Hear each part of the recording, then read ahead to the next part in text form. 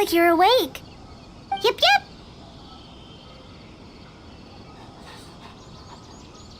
I prepared some breakfast today. Please have a taste. I hope you'll like it. It's nice to have you here so we can eat something yummy. Well, now that I've recovered from Elazar, I'm feeling better than ever. I can even prepare 4 or 5 meals a day now. And Paimon bets they're all delicious. Oh, by the way, someone brought a letter for you after you went to sleep last night. No, Paimon wanted to read the letter with you after you woke up, so Paimon didn't open it. All right, let's read it now. Oh, it's from Nilu. Ahem. We're going to hold a feast at the Grand Bazaar and celebrate Cyano's reinstatement as the General Mahamatra. As heroes of Sumeru, please be sure to attend. I'll wait for you. The date of the banquet is written on the back. It's in 2 days. Oh, I've also heard that you've become heroes here as well. That's amazing.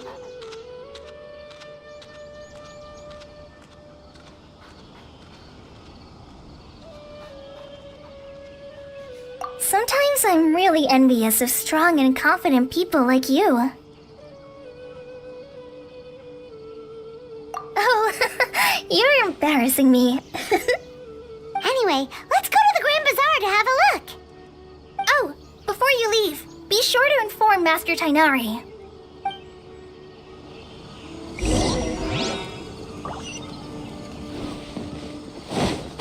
Yesterday,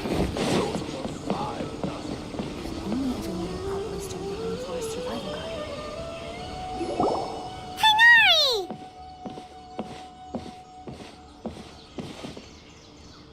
Ah, good morning. How do you feel today? We feel much better. How about you? I'm recovering well, thanks for asking. But from the looks of it, you seem to be already busy with work again. It's fine, I'm not that busy, really. The Elazar patients have recovered, as well as Hypatia. For now, I only need to tend to my Forest Watcher duties. It seems once Irminsul started getting better, everything else started to recover too. Yes, but there are still some residual effects. The withering is one example. Though it won't spread anymore, the existing zones won't just disappear. We forest rangers will still need to do the work. By the way, we have some good news. Cyno got his position back. This news is hardly new. He had already mentioned it to me before. Huh? You mean he was already here? Why didn't he come to say hi to us? He visited once, but he was afraid of disturbing you while you were resting. He just asked me a few questions and left. Then you probably already know all about the celebration feast. Celebration feast? No, I haven't heard anything about that. Huh? But didn't Nilu say in her letter that they would celebrate Cyno? He didn't tell you? Perhaps. Or, alternatively, he doesn't know about it either. Come to think of it, Cyno doesn't seem like the type who'd enjoy a celebration feast. You and Kale are both Cyno's close friends. Why don't you come to the feast with us? Kale has taken over some of my tasks these days. I don't think she'll have time for it, not to mention me. You see, some VIPs have come to the forest recently. Huh? VIPs? Very important Paimons? Well, technically speaking, they are former VIPs. The sages involved in recent incidents have begun their training in the Avidia Forest, and the people they had previously imprisoned have all been released. Huh? Yes, he's a little weak, but he isn't injured and his condition is stable. Lesser Lord Kusanali, in her boundless mercy, has decided to spare Azar and the other wrongdoers. Supposedly, they were ashamed of their shallow ideologies, and have decided to dedicate the rest of their lives to cultivating wisdom in the Avidia Forest. When they learned that Lesser Lord Kusanali had defeated the Balladeer and saved Irminsul, they were shocked at first, but also became happy, feeling that the sacred light guiding them on the path of discovering wisdom had begun to shine once again. As a result, work has increased for the forest rangers. That sounds really exhausting. There is nothing we can do, really. But that's another topic. Back to the matter at hand. Are you two planning to head out? Ah, right! We're here to request permission to head out. Would that be okay? You've recovered well. You may go. But be careful. Yay! Will do!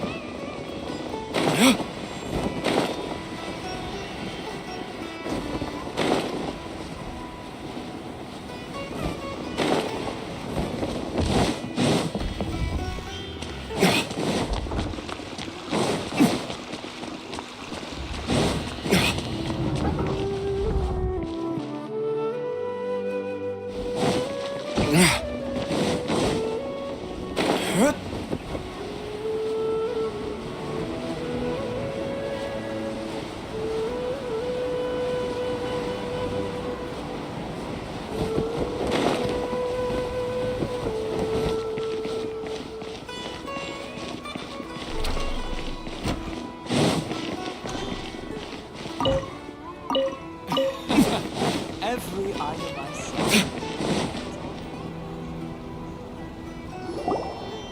Well, there won't be any problems if the feast starts at that time. Everything has already been prepared. Mr. Zubair, I finished tallying things up here. Well, except for the guests.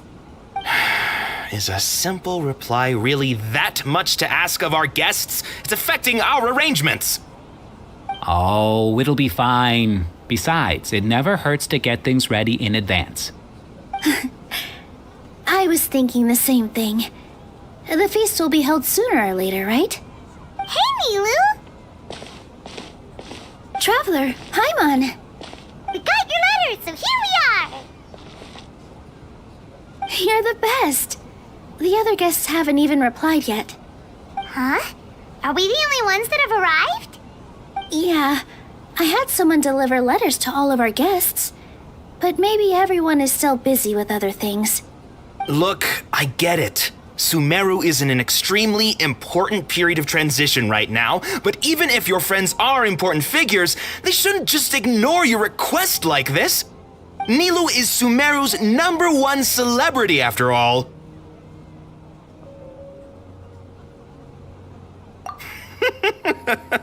You have no idea how happy I am to talk to people with good taste. If you consider enjoying Nilu's dances having good taste, then almost everybody has good taste. Because Paimon thinks everybody will love her performance. That's right. We all think she's amazing too. Nilu is an absolute favorite among those of us who frequent the Grand Bazaar. For Outlanders, you have a great eye.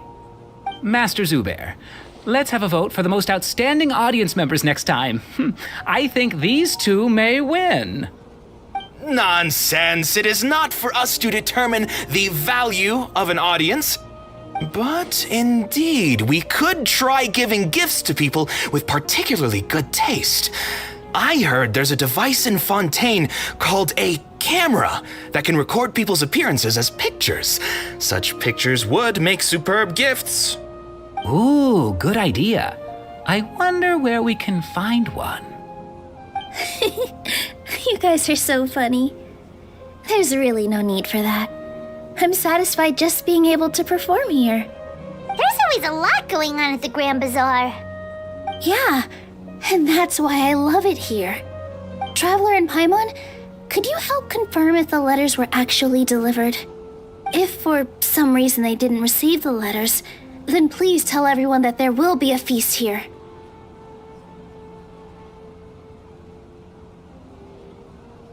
Yeah, we can also check out how everything in Sumeru is going now.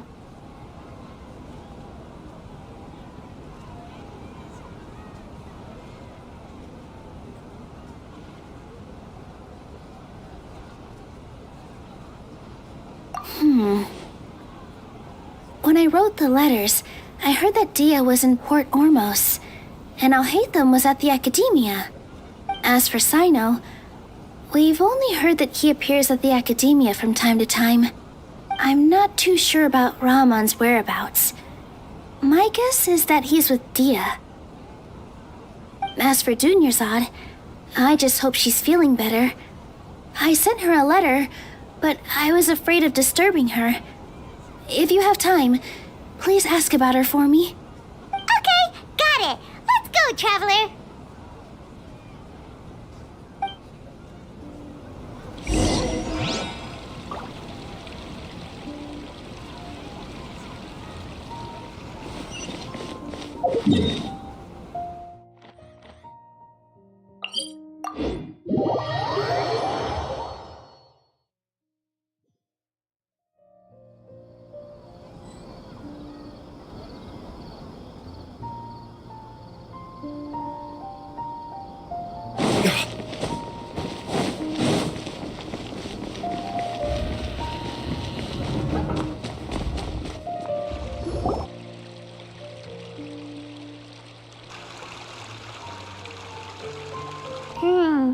We haven't seen Alhaitham anywhere.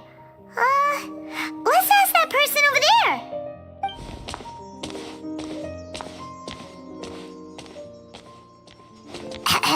Hey there, have you seen Alhaitham around? Yes, it seems Scribe Alhaitham has gone to the House of Dana. You should be able to find him there.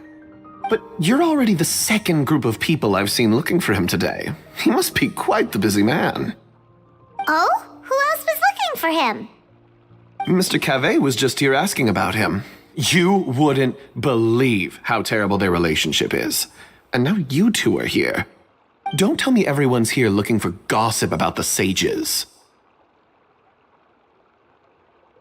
No way. We're strictly here on business. Ah, I see. Sorry, I thought maybe everyone's as interested in rumors about the sages as I am.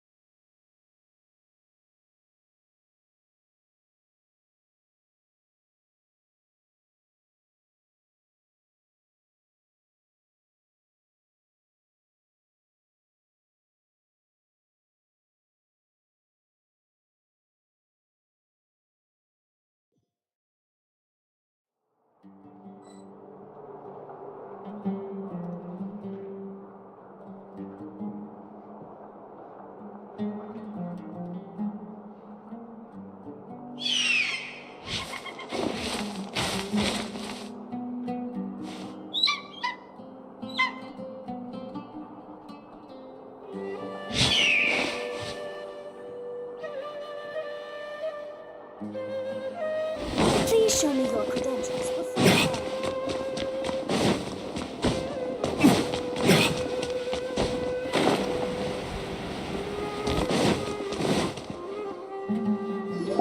Alhaitham should be around here somewhere, right? Oh, he's over there! But it looks like he might not have time for us. Just put down that worthless book and tell me what happened in the academia. This is not just some worthless book. Do you have any idea how difficult it is to find a physical book like this in Sumeru? It doesn't matter. It's probably just another thing that you used your authority to get your hands on anyway. Just put it aside.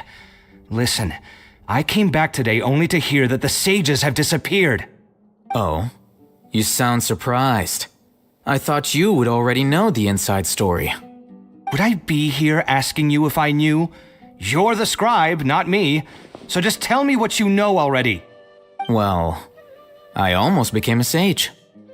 Huh? Oh, don't sound too surprised now. You're the renowned Kaveh, light of the Ksharawar. Besides, as a master builder and craftsman, chances are you'll be appointed as a sage too. Why do I feel like you don't really mean it? What makes you say that? Why would you question my heartfelt sincerity? Maybe it's because you've never said anything good about me before. Yeah, well, I share a similar sentiment, and anyone who knows you as well as I do would surely do the same. You... See? This is why I hate discussing anything with you. Your ridiculous and arrogant attitude always gets in the way. It seems that you really can't stand my personality. Ha! What was your first clue? Well, then you might as well move out of my house.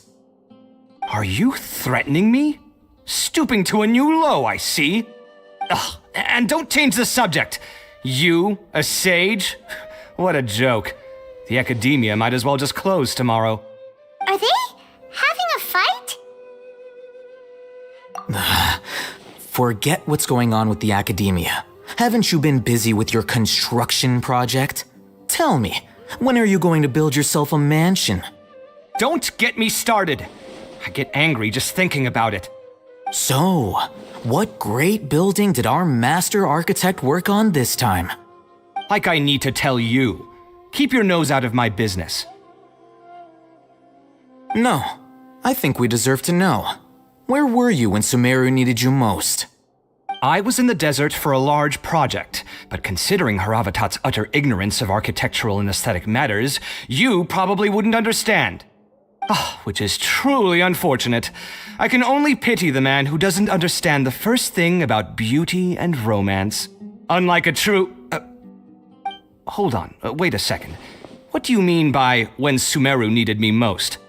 Well, while you were out fiddling around in the desert, many people came together to save Sumeru from a crisis. Ha! And you think I'd believe that? Look, all you really need to know is that Azar and all his accomplices have all been overthrown. Huh? What nonsense are you talking about? It's no skin off my nose if you don't believe me. It's not like my Darshan was the one trying to apply for funding from the Grand Sage. Yours, though, on the other hand... You know what? I'll ask around. I'm sure someone knows what's going on here. You're dead if I find out you're lying to me.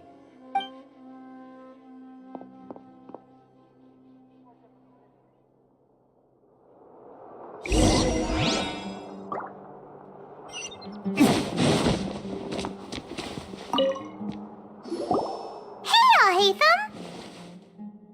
Oh, it's you two. What's the matter?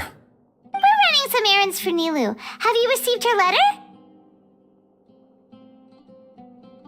Letter? Nilu said she sent out a letter inviting everyone to a celebration feast in 2 days at the Grand Bazaar. We'll also be celebrating Sino's reinstatement as General Mahamatra. If she addressed the letter to Alhaitham of the Academia, then the letter should have gone to my office. I've been busy these days, so I haven't had time to check for any new mail at my office. I only now have some free time to attend to personal matters. Have you always been so busy with your work? Of course not. I'm only busy these days because several sages have been dismissed recently and the whole academia was practically turned upside down. Kainari told told us they all went to train in the Avidia Forest. Apparently, they will spend the rest of their lives there. That is already the best possible ending for the likes of them. 4 of the 6 great sages were possessed by their desire for power and attempted to create a new god. In order to pull it off, they even imprisoned the other 2 rational sages. To imagine such things could take place in the academia. I don't know where to begin.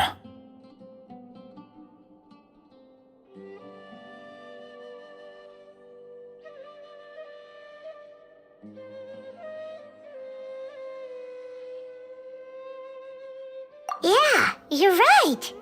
Huh. Feels kind of strange to hear them called that after all this time.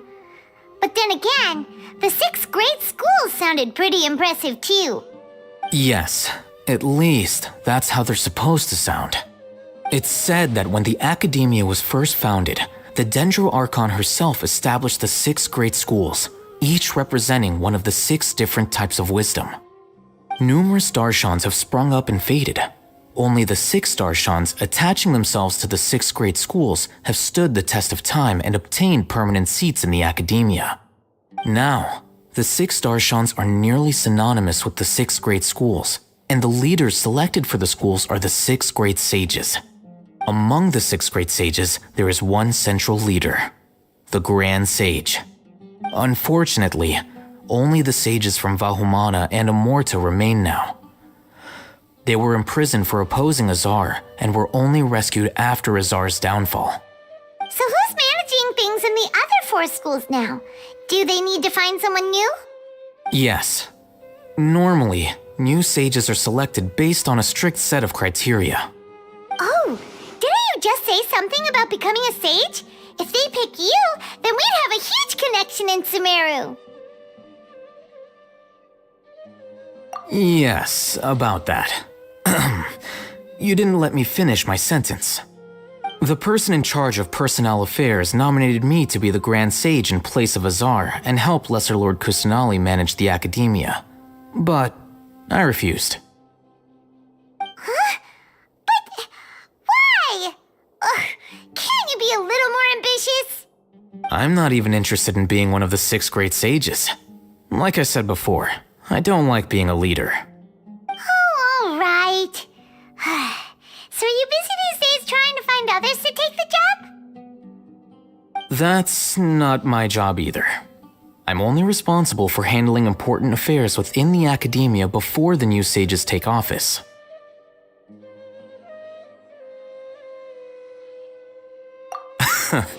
And the first thing I'll do is reject Kasharawar's application for funding. By the way, who was that other person just now? Is he your friend? Do we look like friends? Paimon doesn't know. That's why Paimon's asking. His name is Kaveh, my roommate. You could say he's the representative for Ksharawar scholars. Which is exactly why he always has so many problems. So everything that's happened recently must be a huge change for the people of Sumeru.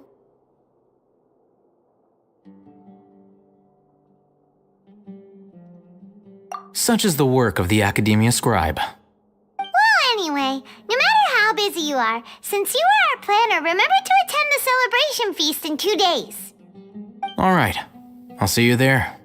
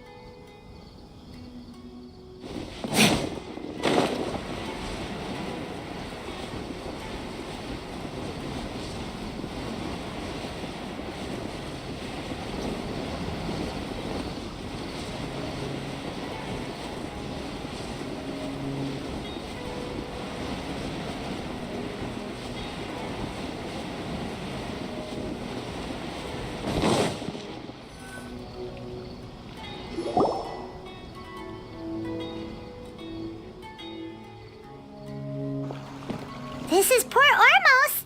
Now where could... Is that Paimon I hear? Huh? Oh, it's been a while. How are you doing? Dunyarzad! It's been so long since we've seen you!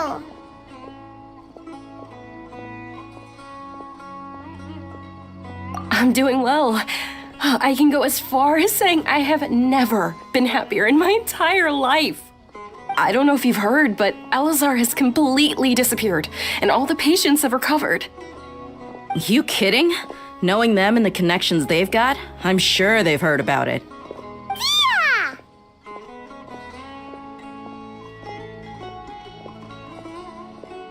That's right. My lady is feeling better now, so I'm accompanying her for a walk. Why do you still call me that, Dia? You've already informed my father of your resignation. I guess I'm just used to calling you my lady. Old habits die hard. Resignation? You mean you're quitting? Yeah, I might start losing my edge if I keep being a bodyguard for the Homayanis. You know that my parents and I are fond of you, and that we appreciate you very much. It wouldn't be a problem if you wish to continue to be our bodyguard. I'm not a woman that's easily persuaded. You should know that by now, my lady. When I took this job, I had already decided that I'd quit as soon as you'd recovered. It's time for me to get back out there and chase that horizon. So what are you gonna do now if you're not gonna be a bodyguard anymore? I want to take a risky job and put my body to the test again. Huh? But we literally just finished one of the most dangerous jobs ever! Are you getting bored already? I know. If I hadn't joined in that plan with you, I wouldn't have come up with this idea. I guess I still get fired up by that feeling of going all out in a fight. It made me realize that I'm still a mercenary through and through. Life is short, and I'm happy that I got to be a part of that operation. But the whole thing also made me realize that there are still many problems in Sumeru, and as a desert dweller, I'm still not completely ready to settle down on this side of the wall. Well, I remember a friend had someone bring you a message. You mean I'll hate them? I didn't expect him to still remember that. I thought he was joking. We just came from talking with Alhaitham at the Academia. Did he tell you that he suggested that I come work at the Academia? What?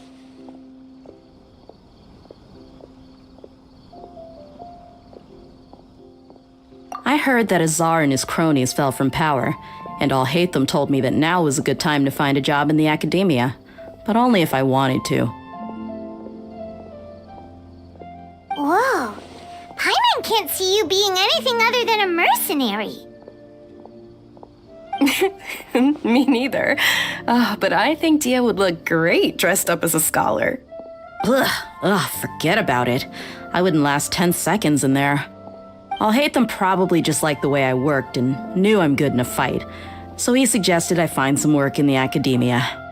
But you know, if you take him up on the offer, Sino might actually agree and let you become a Matra. Because you're super amazing. The Matra have all the talent they need as long as they have Sino. I prefer to be free to live however I choose. In fact, I chose this job from the very start because I knew it'd be right up my alley. Even if being a mercenary means facing all kinds of danger. A lion has to return to the wild sooner or later. If anything, being your bodyguard has been unfamiliar territory for me. I don't want to see you go, but I'll respect your decision. I'm glad to hear you say that. Come on, no need for the sad face. It's not like we'll never meet again.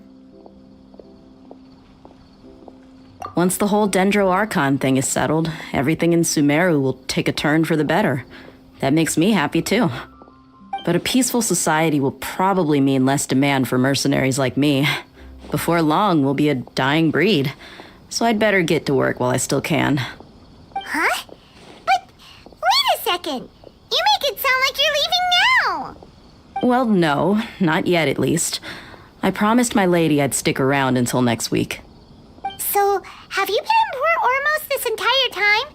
We were wondering if you had received a letter from Nilu. Oh, did Nilu write to us? She heard that you were seen in Port Ormos, so she sent the letter here. Huh. It was probably sent to the inn that we're staying at.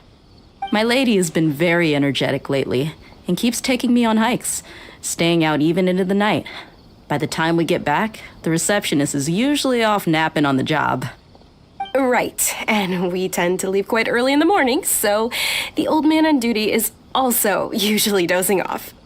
So what it really sounds like is that the person on duty is always asleep. I bet the letter's at the reception desk. I'll go check later. No wonder there wasn't a reply. You never received the letter. Good thing Nilu asked us to come and check on that. Sorry to make you two come all the way out here. It must be something important for Nilu to specifically write to us like that. Yes, she said they were preparing a victory feast in the Grand Bazaar, and will also be celebrating Sino's reinstatement as General Mahamatra. She was hoping you could come. Great! I'll be sure to attend. Count me in too. But is there some sort of dress code or anything for the feast? Can I just show up looking like this? Since it's being organized by Nilu, I don't think she'll be too picky about that. If anything, I think she wants to see us as our most natural selves. All right, then this is how I'll show up. The feast will be held in 2 days, so don't forget. Sure. Thank you so much for letting us know. We'll see you there. Oh, by the way, do you happen to know where Sino and Raman are? The General Mahamatra always comes and goes without a trace. Normally no one knows his whereabouts. Oh. But last time we met, he mentioned that he had something to do in our village. You can try your luck there. As for Raman, your guess is as good as mine. I only remember he said that he had something to discuss with Sino. You can ask Sino when you meet him.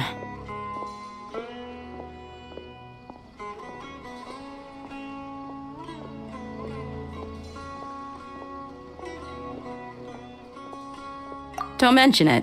You'd better get going. All right, on to our next stop.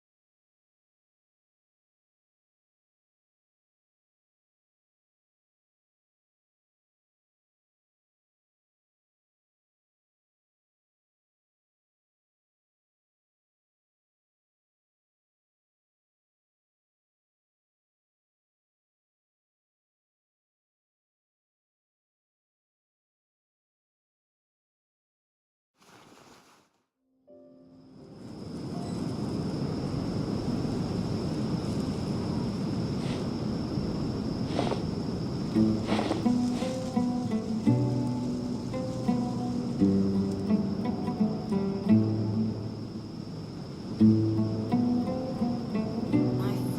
not going back there. I'm so glad Grandpa's okay. You should really bring the Knights of Favonius with you next time.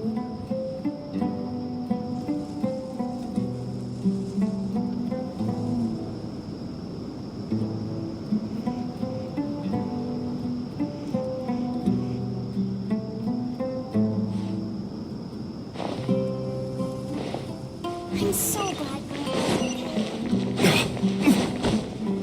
Will Miss Sataria bring me some new extra? Sorry.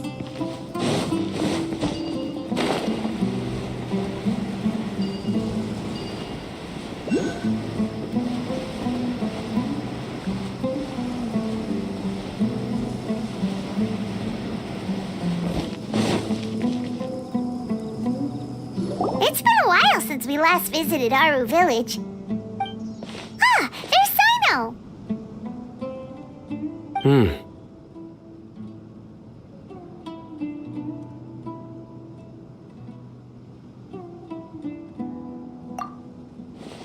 What brings you here?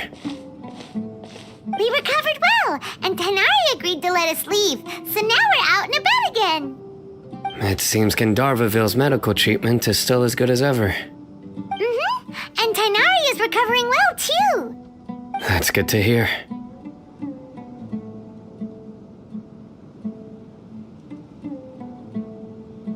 Yeah, you're the one who brought us to him when we lost consciousness, right? Thanks for that. You're welcome. Tainari has excellent medical skills, and Kale is quite attentive. It was the best place for you. But why are you just standing here like a dead tree? I'm meeting some people. Oh, you mean Candace? I've already talked with Candace and the village chief. They're still at the usual place. You can go there if you'd like to see them. But you know one of the people I'm meeting as well. Oh, by King Deshret's blessing, my friend suddenly appears in the desert. Don't tell me you've run into trouble and need us to help now. Roman! And, Sataria? Oh, you know me? Oh, well, you're pretty famous in the academia. Don't worry, these are our friends. No need to be so guarded. I see.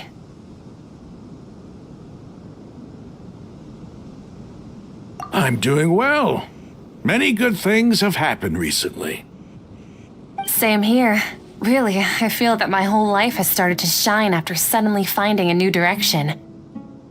Oh, tell us everything. Yeah, you go ahead. Alright, well, I suppose I should start by saying I've decided to leave the academia. What? It's not that I've given up on being a scholar. Instead, you could say I've found a new identity. I will no longer pursue research like a typical scholar, but I have not completely given up on my relationship to knowledge either. I can see what you're saying now. What do you mean? I plan to leave the academia and return to teach here in the desert. Wow, so you want to become a teacher?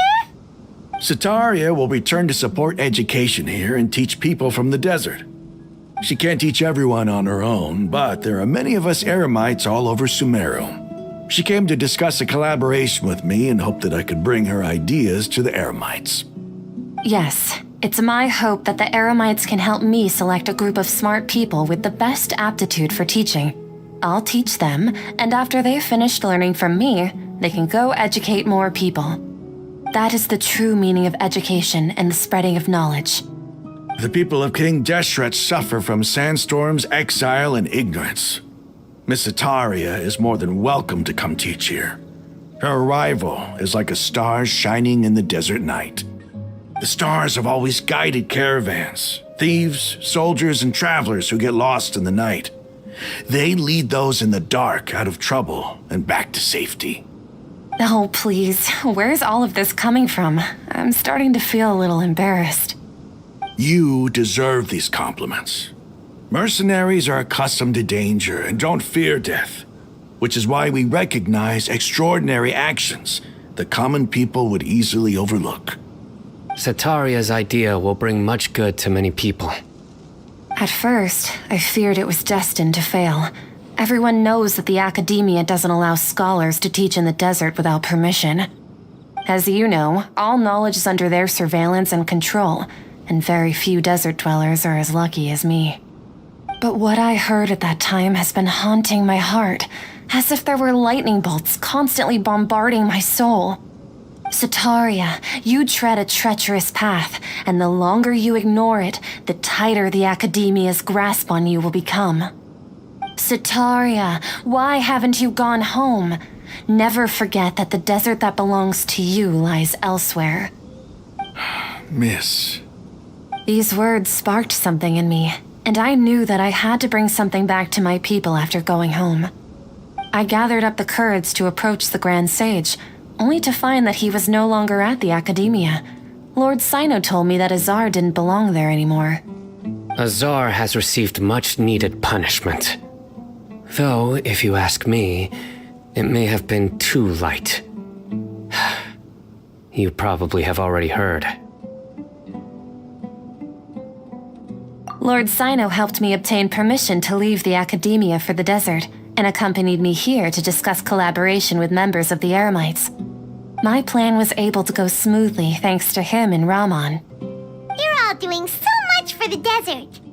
Aside from that, I also have some other business to discuss with Sino. Lesser Lord Kusanali has allocated many resources to support and develop the desert. I've done some business for her, and part of it required the assistance of the Eremites. I applied for a few batches of educational materials from the Academia, and sent them to several groups in the desert, as instructed by Lesser Lord Kusanali. I believe the people will make good use of them. That's exactly what the people here need. Physical books and other related items. If it weren't for Sino and Lesser Lord Kusanali, I'm afraid we'd never be able to get our hands on them. Apart from this, the Academia is also recruiting scholars that are willing to teach in the desert. I'll let you and Sataria know as soon as I have any more news. We must be persistent about this, and maintain these resources to ensure long-term effectiveness. This is the first time in hundreds of years we've had a glimmer of hope. I think this may be the turning point for the desert. Remember these words. Here lies our faithful priest, Kasala. His wisdom is a miracle among the people, deserving of high praise and admiration. I hope people with wisdom like that priest will rise again among the desert dwellers. Then we'll once again see the wisdom and glory that once shook the world. Enough about us. Are you here to discuss some business too? No, not at all. We're actually here on behalf of Nilu. Nilu wanted to write to everyone, but she wasn't sure where the letters should be sent, so she asked us to come find everyone personally. A celebration feast will be held in 2 days at the Grand Bazaar. She hopes that all of you will be able to attend. At the feast, we'll also be celebrating Sino's reinstatement as General Mahamatra. Although, judging from your appearance, it seems you've already been reinstated. Paimon thought you would only start working for the Academia after the feast. Celebration? Feast?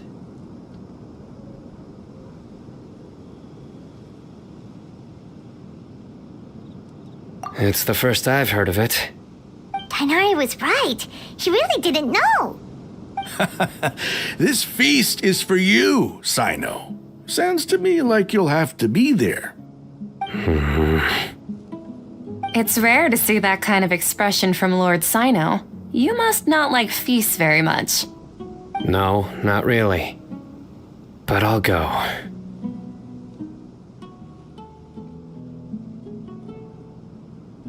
Well, I still have a lot to handle here.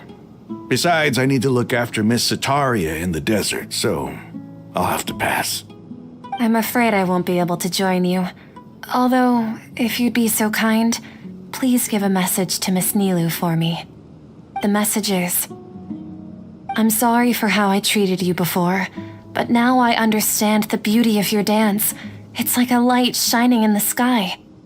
You and the art you symbolize are not only beautiful, but also lively and powerful, so much so that it was prohibited. Please keep dancing, and someday I'll be able to appreciate your art in person. Okay, we've got all that down. Our job here is complete as well. Oh, Sino, remember, party's in 2 days. Make sure you're there. Got it.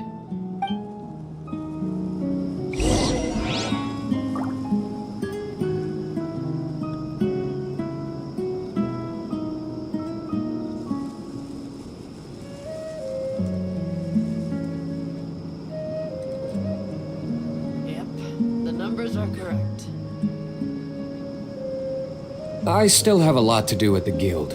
How about you take a rest while I go back? Prohibited from entering the warehouse.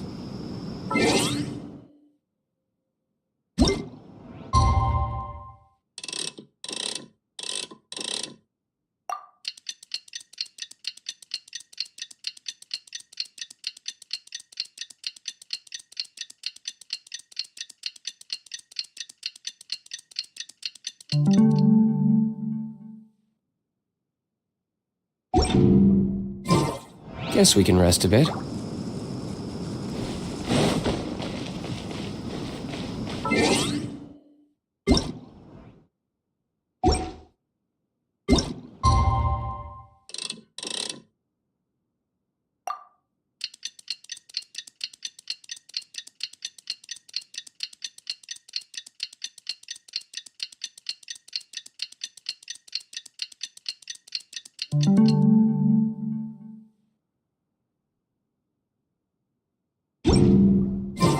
Today's the big day. Let's go to the Grand Bazaar and see how the celebration's coming along.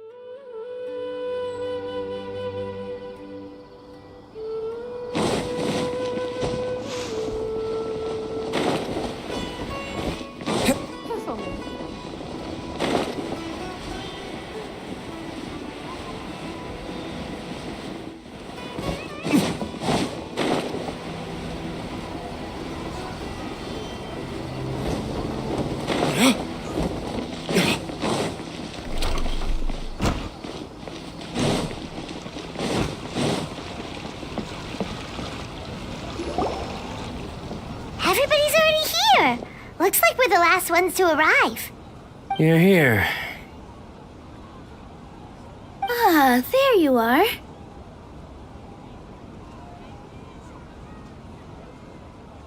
Well, look who finally decided to show up. You look like you came here immediately after finishing up some work. I'm very happy to see you here. But we're not late, are we? It's just that everyone else arrived ahead of time. I propose that the last one who arrived be put in charge of today's speeches. Nah, there won't be any speeches today.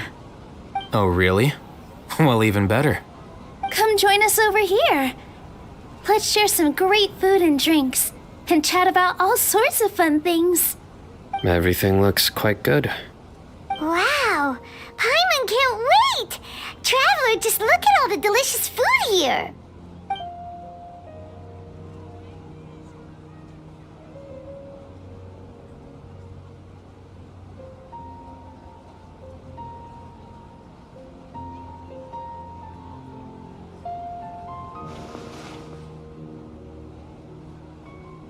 Whoa!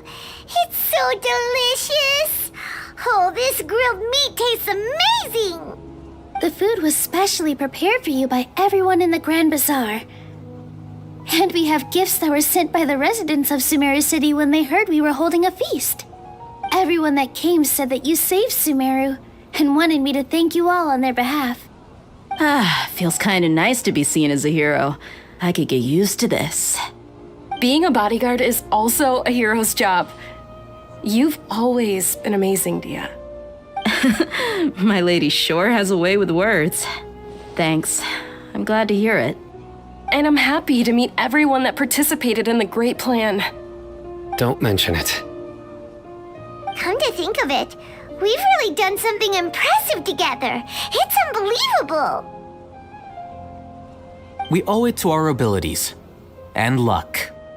Really? Why do I remember everybody thinking that luck was against us and feeling like we hardly had a chance of succeeding? That's how I remember it too. It's luck that brought us together, and it was luck that let us form a team.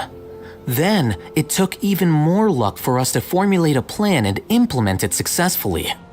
Moreover, judging from the results, everything worked out well. Yeah, everyone gave it their all when it mattered most. It was almost like a performance. We took the stage and put on our best show. Everyone played their part, and thanks to everyone's efforts, the performance was a great success. So, would you say we're good actors too? It's such a blessing that Lesser Lord Kusanali was able to return to power at the Academia. Yes, even after being abandoned and neglected so many times, she's finally returned. Lesser Lord Kusanali once used all her power in a great disaster, which resulted in her losing all her wisdom and memories of the past. The Academia basically abandoned her because of it. This should be something everybody should remember. You look surprised. I didn't say anything wrong, did I? No, everything you said is correct. That's good. Something wrong? Yeah, what's with that face? You knew all of this already. Even if those two giants of the Academia are here, I still have to say it. Those sages really have some nerve. 500 years ago, Lesser Lord Kusanali used all her power for the people of Sumeru, and what did they do in return?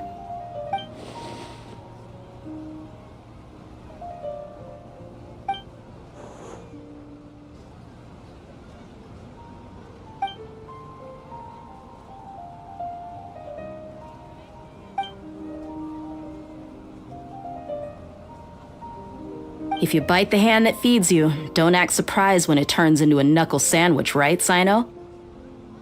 Perhaps I shouldn't say this, but their treatment of Lesser Lord Kusanali calls for a more severe punishment. You could simply tell Lesser Lord Kusanali that you wish to have Azar and his accomplices severely punished. I respect our deity's decision and won't interfere in any way. While we're on this topic, why didn't you accept the Academia's invitation to become the Grand Sage? Are you trying to say that I'm fit to be a sage? Not at all. But every person handling the selection process has said that you are the most suitable candidate to lead the Academia right now. Why? Because he dethroned Azar from power? Could you try to put it another way? This is a good thing, yet you're making it sound like I overthrew Azar for my own personal gain. But seriously, though, I always wondered if you had some personal motives behind it. I did have my own motive, but it had nothing to do with being a sage. If the rules of our nation were suddenly cast by the wayside, then it wouldn't be long until chaos ensued. I had no intention of letting their dreams disrupt my life. By that, you mean your life working as the Academia's scribe. Precisely. Wait, is that all? So that's the only reason why you joined us and came up with all those plans? It's reason enough. You've certainly got quite the personality. You flatter me. All right then. How about you? You've already resumed work as the General Mahamatra, right? That's right. Will you be happy with that life? It's not about being happy. There are merely a lot of things that I must do. Even so, keep your spirits up and try to be happy, okay? And try to smile more every day, just like I'm doing now. Thank you. I'll keep that in mind.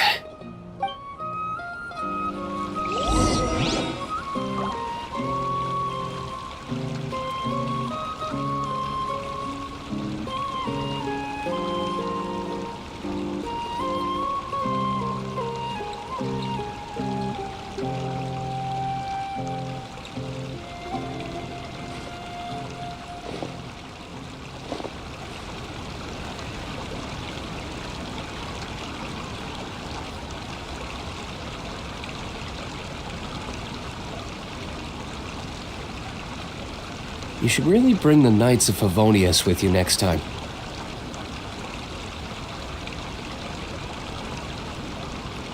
I seldom participate in such lively gatherings, but the atmosphere here is quite good.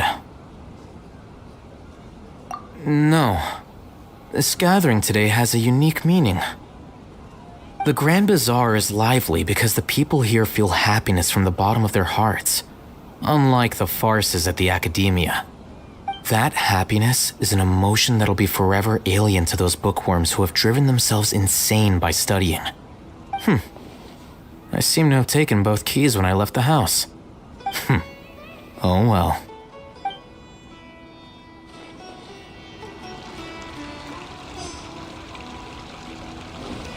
Ah, there you are, traveler. Well, how is it? Are you enjoying the feast today? If there's anything you're unhappy with, just let me know. I'll be sure to take note of it. That's good. It's the first time I've ever invited so many exceptional people to one place. I was a little nervous myself. You see, every guest here is quite extraordinary. It's unbelievable that we've got everyone together here. Almost like a fairy tale. Make sure you live it up tonight. I'll be happy as long as you're enjoying yourselves.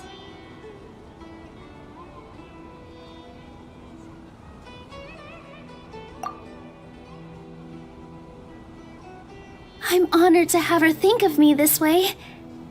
If I have a chance in the future, I would really like to invite her to one of my performances. I can't explain why, but I just feel elated right now. Thank you.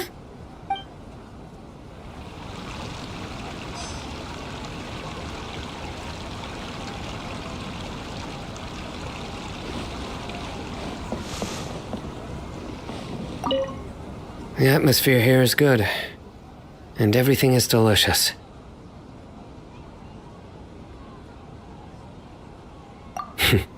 Yeah. I don't often come to such places, but it feels quite good. I have a lot to handle these days. Otherwise, I could show you around. There's always next time. We're friends after all. This feast is pretty good. I like it.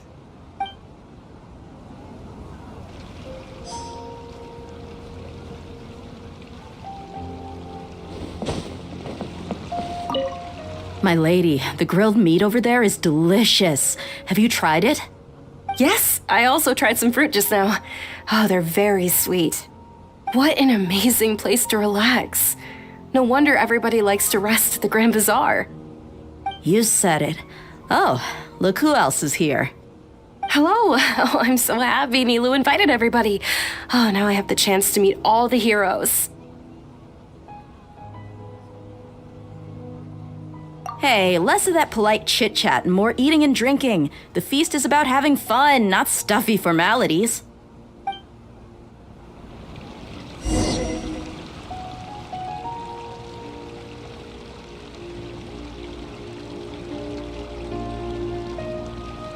Hey, what's wrong? Your head is starting to droop.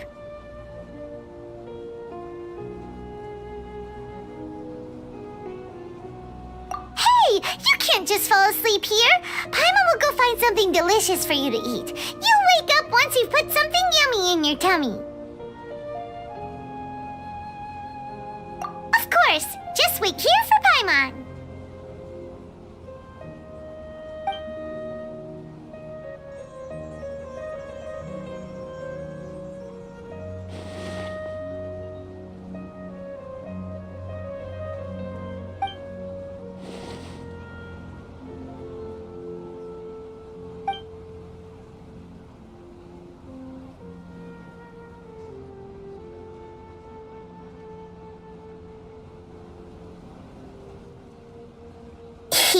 It's me.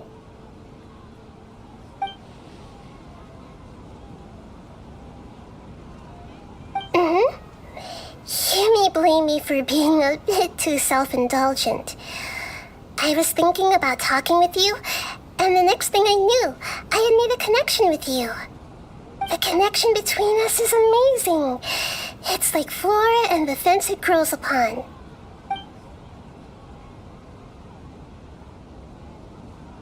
I heard there's an amazing celebration feast today at the Grand Bazaar. I wanted to have a look for myself, so I snuck in. Lately, I've been so busy dealing with all the fallout from recent events, so I really haven't had any free time.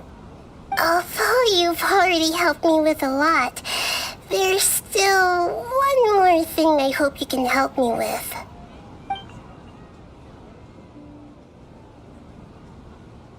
Please say thank you to everyone for me.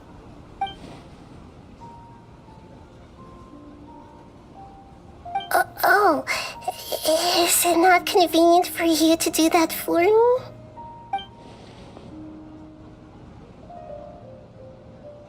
But if I just show up all of a sudden, people will become all quiet and stiff, won't they? What if I end up scaring them and ruining this wonderful feast? That'd be the last thing I want.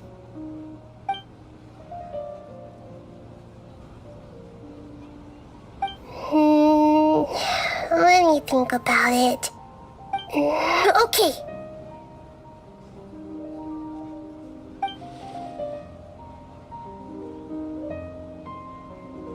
Yes, I have.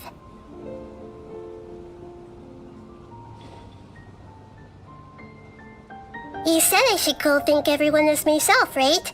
So, I've decided to borrow your body for the time being. Please don't blame me. The flora also climbs up to the fence to get closer to the sky.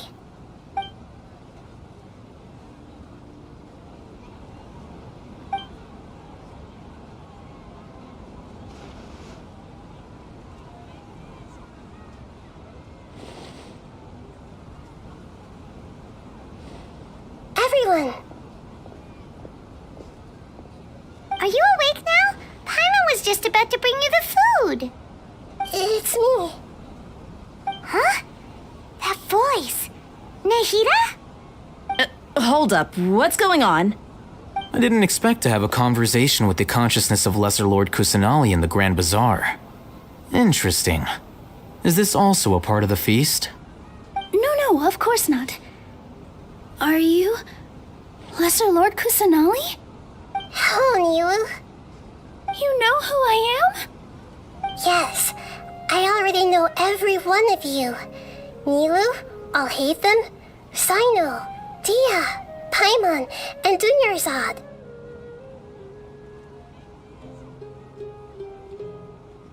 Lesser Lord Kusanali?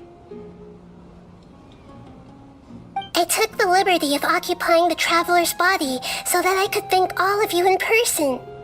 Thank you so much for rescuing me, even if that meant placing your own safety in peril and taking the risk of becoming enemies with the Academia, the sages, the doctor, the balladeer, and even the entirety of Sumeru. Without you, without any of you, I would have been in a much more difficult situation. Had you not helped me to resolve the crisis, not only I, but Sumeru and even the entirety of Tevat would have suffered great misfortune. People refer to you as the heroes who managed to rescue a god. I'm quite fond of this name. It not only explains your identities, but also bears witness to your relationship with me.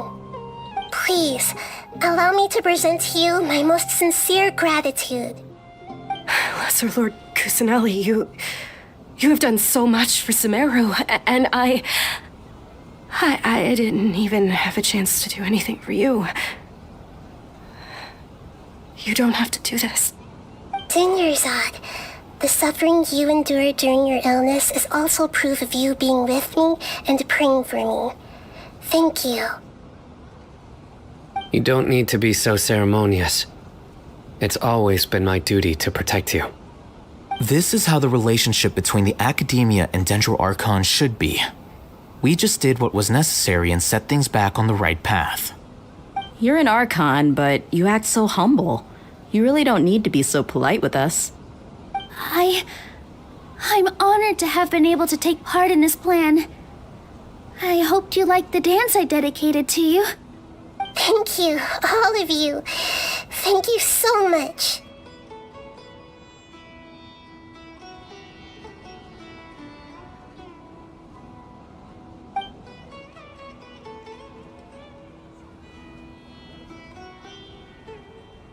Yeah.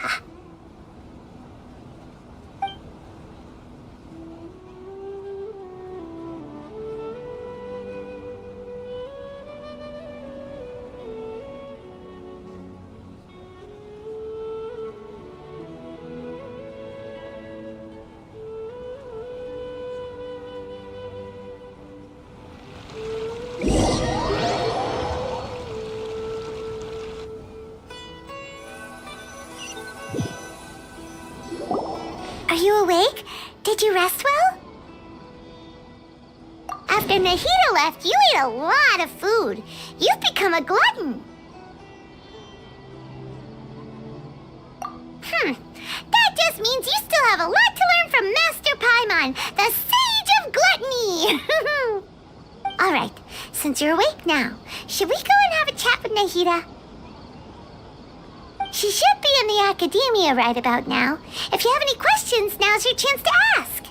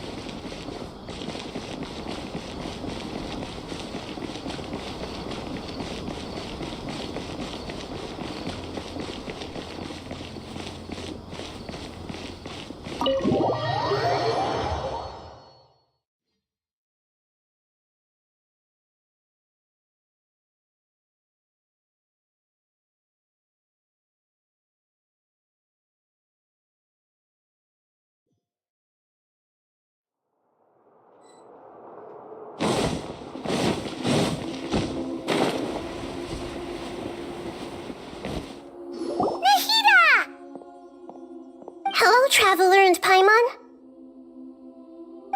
What a fantastic night.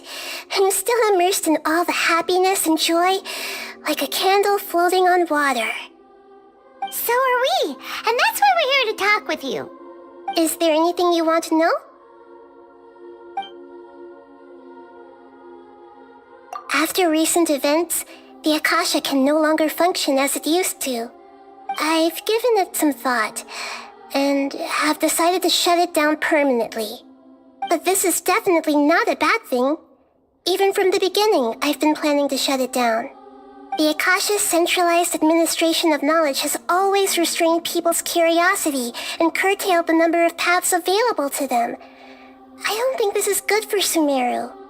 Although people may initially feel a little uncomfortable with the loss of the Akasha, they will soon understand that this life is more suitable for them.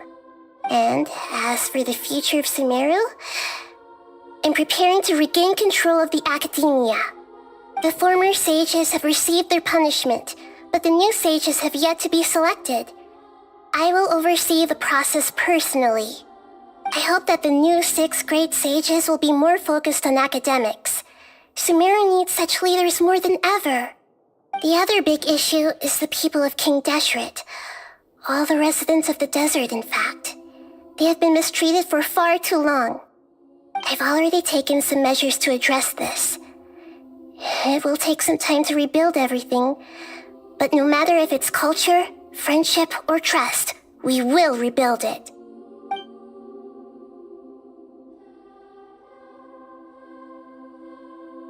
You mean, what happened after the doctor put you to sleep?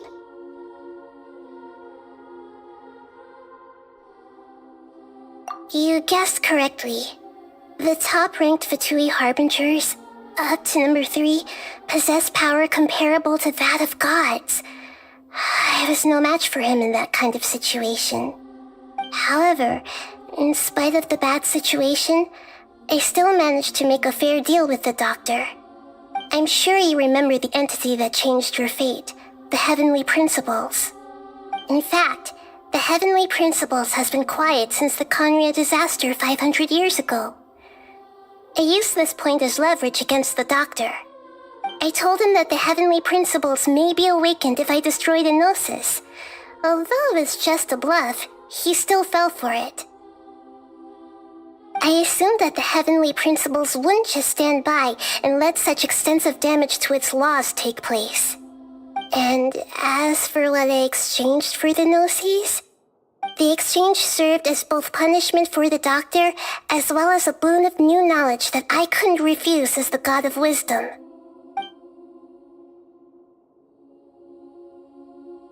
He's still in a coma. I've hidden him like how one would hide a feather. I know you have many misgivings about him, but as someone who had become a god, he has retained a number of very useful features. Don't worry, I'll keep an eye on him and make sure he doesn't do any evil. In addition, there are still some mysteries left in him. Some things may be very clear from my perspective, but he is still yet to understand them himself. His future will be determined by fate. Is that where you're headed next? Fontaine, the Nation of Justice? As far as I know, that nation operates in a judicial system. Does their Archon personally judge people? No, there's a Chief Justice in Fontaine. Generally speaking, the Hydra Archon, Focalor, won't preside over individual trials. However, even then, Focalor will still make herself present at just about every trial. It seems that she just likes to immerse herself in that sort of atmosphere. As Archon, she still reserves the right to influence the final verdict. Anyway, let's just say she's got, a very unique personality. Are you sure? Isn't there something else you haven't asked about yet? Huh? You mean... About your sister. While you were resting at Gandharvaville, I took some time to perform an Irminsul search for information on your sister.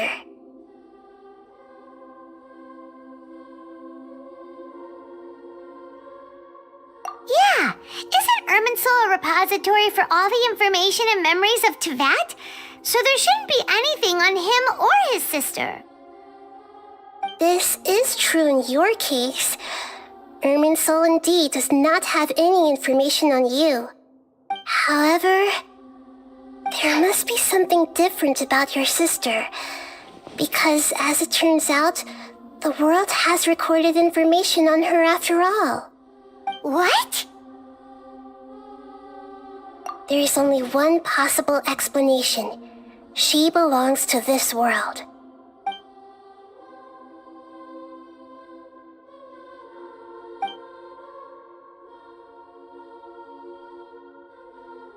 But nothing about this makes any sense! Wasn't this your first trip to Teyvat?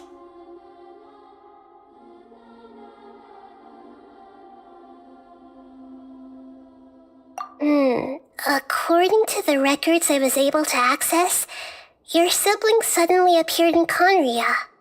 After the Conria disaster, she began her journey through the 7 nations of Teyvat. But just as her journey was about to reach its conclusion, the Irminsul records on her suddenly become fuzzy. What do you mean, fuzzy? Did something happen to her?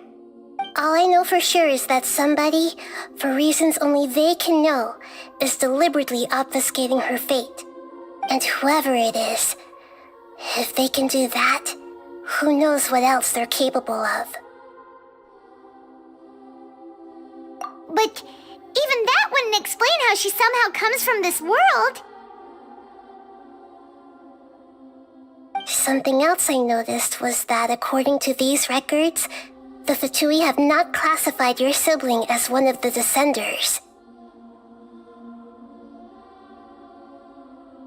What's a Descender? Paimon's never heard of it. Look, I'm sure you must be curious about the information I received from the Fatui in return for my gnosis, right? A very important part of the intel was about this world's Descenders. External beings, ones that don't belong to this world. Traveler, you are Teyvat's 4th Descender. Huh? So the Fatui count 3 other Descenders before the Traveler, and his sister isn't even one of them? That's right. My current hypothesis is that the first Descender was likely what we now call the Heavenly Principles. As for the other Descenders, I still need to verify their existence. It could take me some time. Paimon's head's about to burst from all this crazy new information. And yet, even knowing all this, I'm sure you must still have a lot of unanswered questions. I must say, I truly regret that I can't help you more as the God of Wisdom. There are many questions in my heart as well. I will need some time to go through each one of them.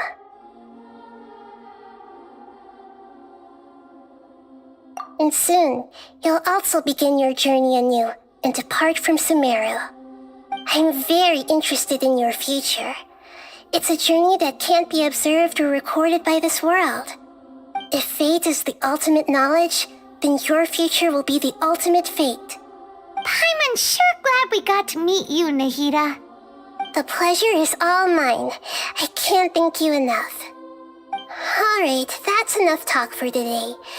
If you ever miss me, just close your eyes, and maybe I'll appear in your dreams.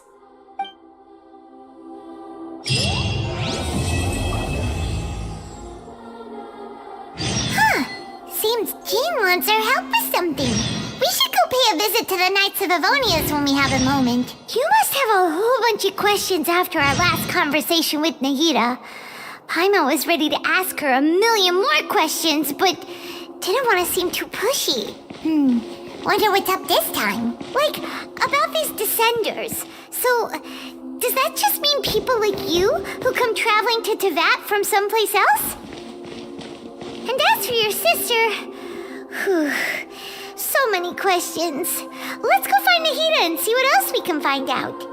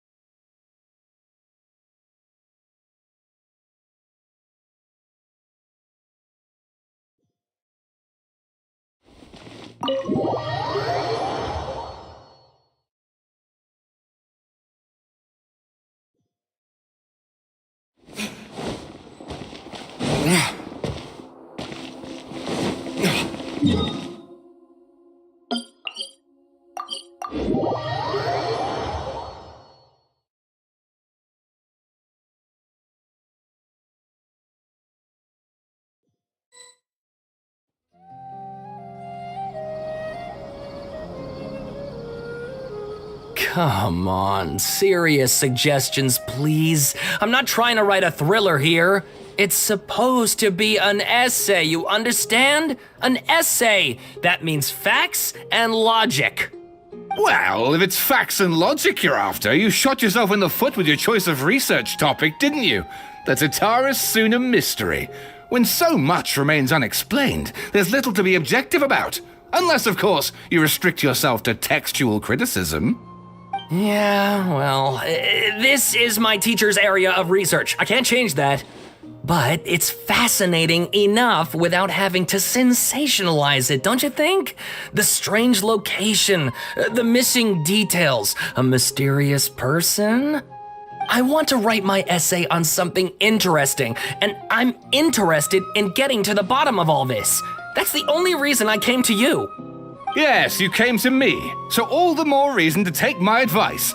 The fact is, it's the dramatization that will make people want to read it. There's no getting around that. Okay, but... Did one of them just mention Tatara Suna? But that's all the way in Inazuma! Is it just Paimon, or is it kinda unusual for someone in Sumeru to want to write a paper about that? Everyone here is just going about their business. Maybe it really is just Paimon. Guess people here are free to research pretty much anything. Great! Let's go find out what this Tatara Suna mystery is all about.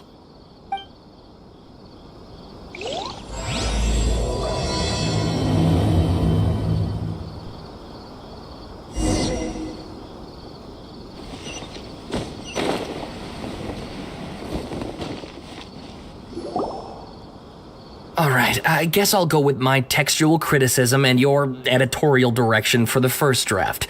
I have a feeling that the missing Kabuki Mono will end up being the main focus of this paper. Ugh, if only we knew where to find that traveler. From what they say about him, this seems like the kind of thing he'd know about. Oh, you're the traveler, you say? Hey, what's with that face? Don't believe us?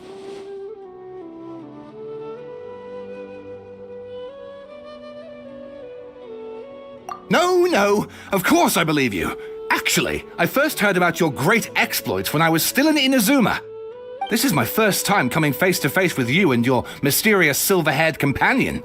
I couldn't believe my luck, and out of force of habit, I started, examining the evidence. Sorry. Sawada, for the love of... Sorry, we don't get out much, so our social skills are kinda lacking.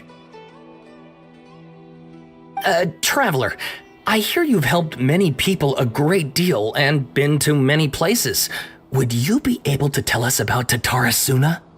Actually, we don't know much about that place either. In fact, we only came over here because we heard you talking about it and wanted to learn more. I see.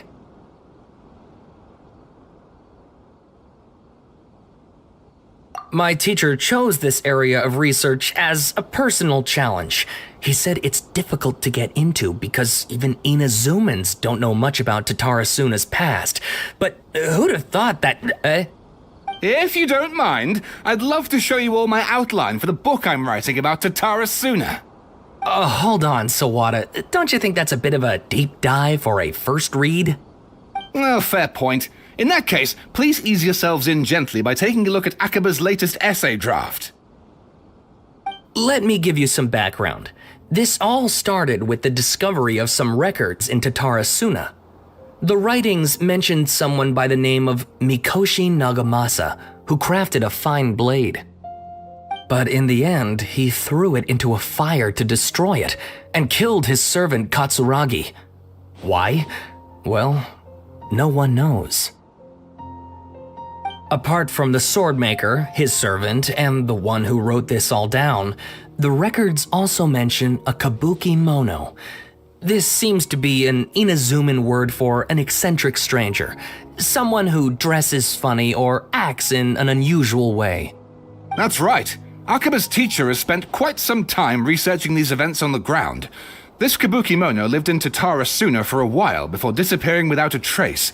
And shortly afterwards, as Akaba mentioned, things got pretty ugly. So first this strange person goes missing, then a murder happens? Seems kind of fishy to Paimon. Yes, my thoughts exactly. So I helped out too. I asked everyone I could think of if they knew anything about what happened back then. And wow! Did I get lucky! Stop shouting! This part's important. I just wanted to make it stand out.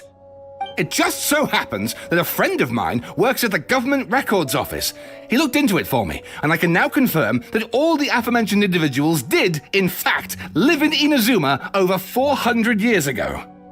Even back then, Tatarasuna was already at the center of Inazuma's smelting industry. The man in charge was a government official named Niwa. Curiously enough, it seems like he went missing too.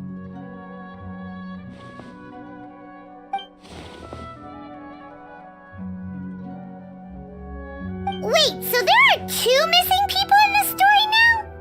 That's right! What's more, Niwa is a name with a lot of history to it. Have you ever heard of the great swordsmith clans of Inazuma?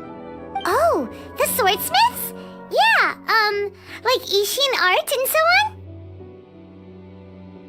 Wow, yes, you really know your stuff. That makes things easier. So basically, this Niwa was a distant relative of the Kaidahara clan, the last practitioners of Ishin art. Something then seems to have happened in the Kaidahara clan, leading to their downfall.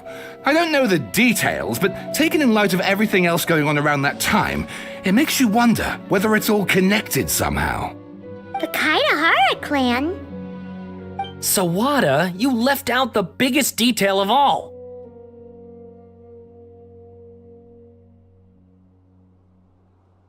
Oh, yes, of course. How could I forget?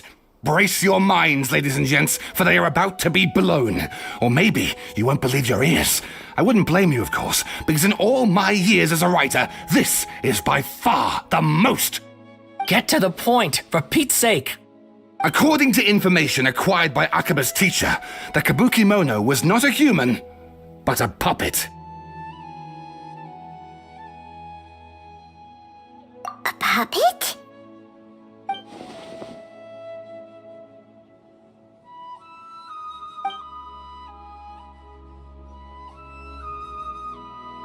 Aha! Judging by the looks on your faces, you do know something after all.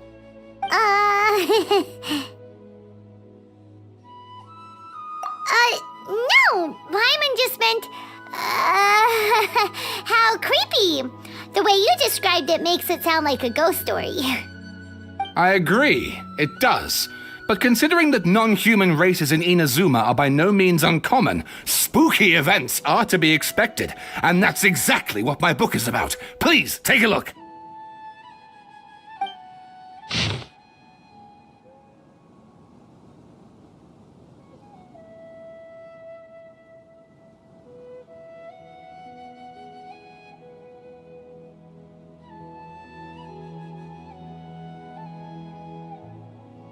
Oh, and please read my essay draft as well.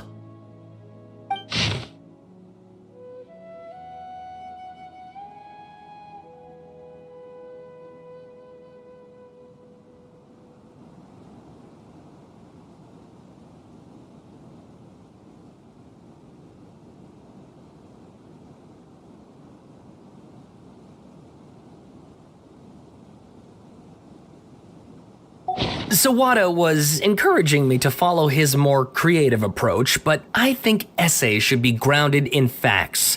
I don't think explaining everything away with mysterious forces will cut it. Oh, how about if I plug the holes in Sawada's narrative with political intrigue? Like, I could put a turf war between rival factions at the center of the whole series of events. Wait, you're allowed to just make stuff up?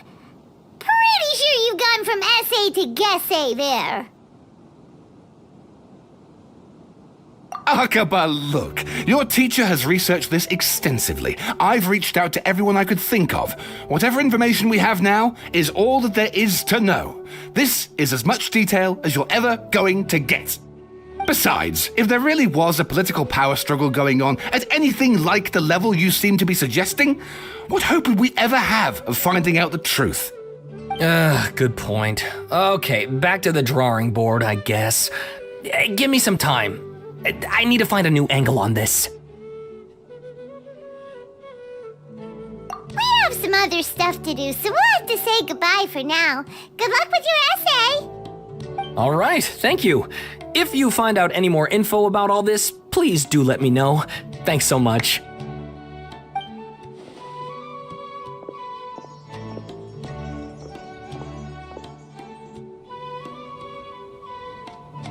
Hey, so that thing they were talking about, it has to do with the balladeer, doesn't it? Okay, then even if we did know something about it, we probably couldn't share it with them, huh?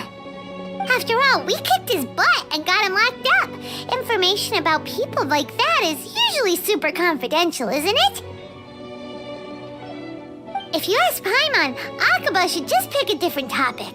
There must be as many essay topics as there are trees in the forest. There's no point in...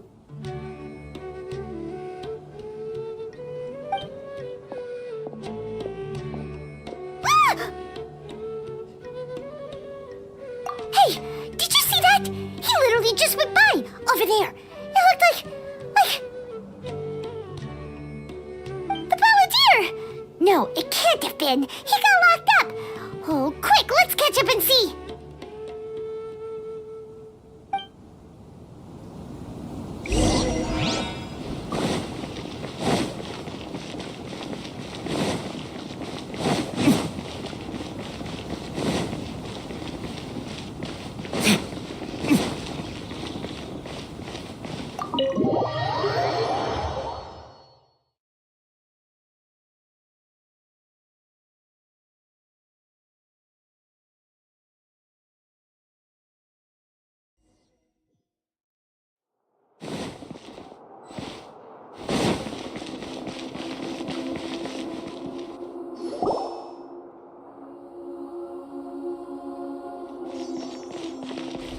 Traveler, Paimon, there you are. Nahida! Bad news. We just saw the balladeer strolling around in public. Did he escape or... Ah! It's him! Sure enough, you're here. Hey! What are you doing in the sanctuary of Surasthana? Aren't you supposed to be locked up? I know you must have a lot of questions. Please, allow me to explain. It was my idea to set the balladeer free. We made a deal, and he's gonna do some investigation in Irminsul for me. A deal? Huh. You sure you trust this guy? What did you expect? Why do you think Sumeru would keep me around otherwise? Or maybe killing me is all you can think about. But if that's the case, why haven't you done it already? Don't flatter yourself. It was... Nahida said there's still some mysteries in you to figure out. Ah, so if it were up to you, you'd finish the job? Guess I had you all wrong. There I was thinking you were just getting cold feet. Well, that escalated quickly. Not a good start. Could I ask you all to please calm down? But Paimon's worried about you, Nahida. Don't let him trick you. It's not every day you see people questioning the God of Wisdom's judgment. Just when you think you've seen it all. Don't you dare try to drive a wedge between us! As long as the terms are reasonable, I don't think there's a problem in making a deal. Even with the balladeer. Well, I for one have no reason to doubt you, considering you even struck a deal with the doctor. Yes, one in which I gained valuable information. You'll come to understand more about that in the fullness of time.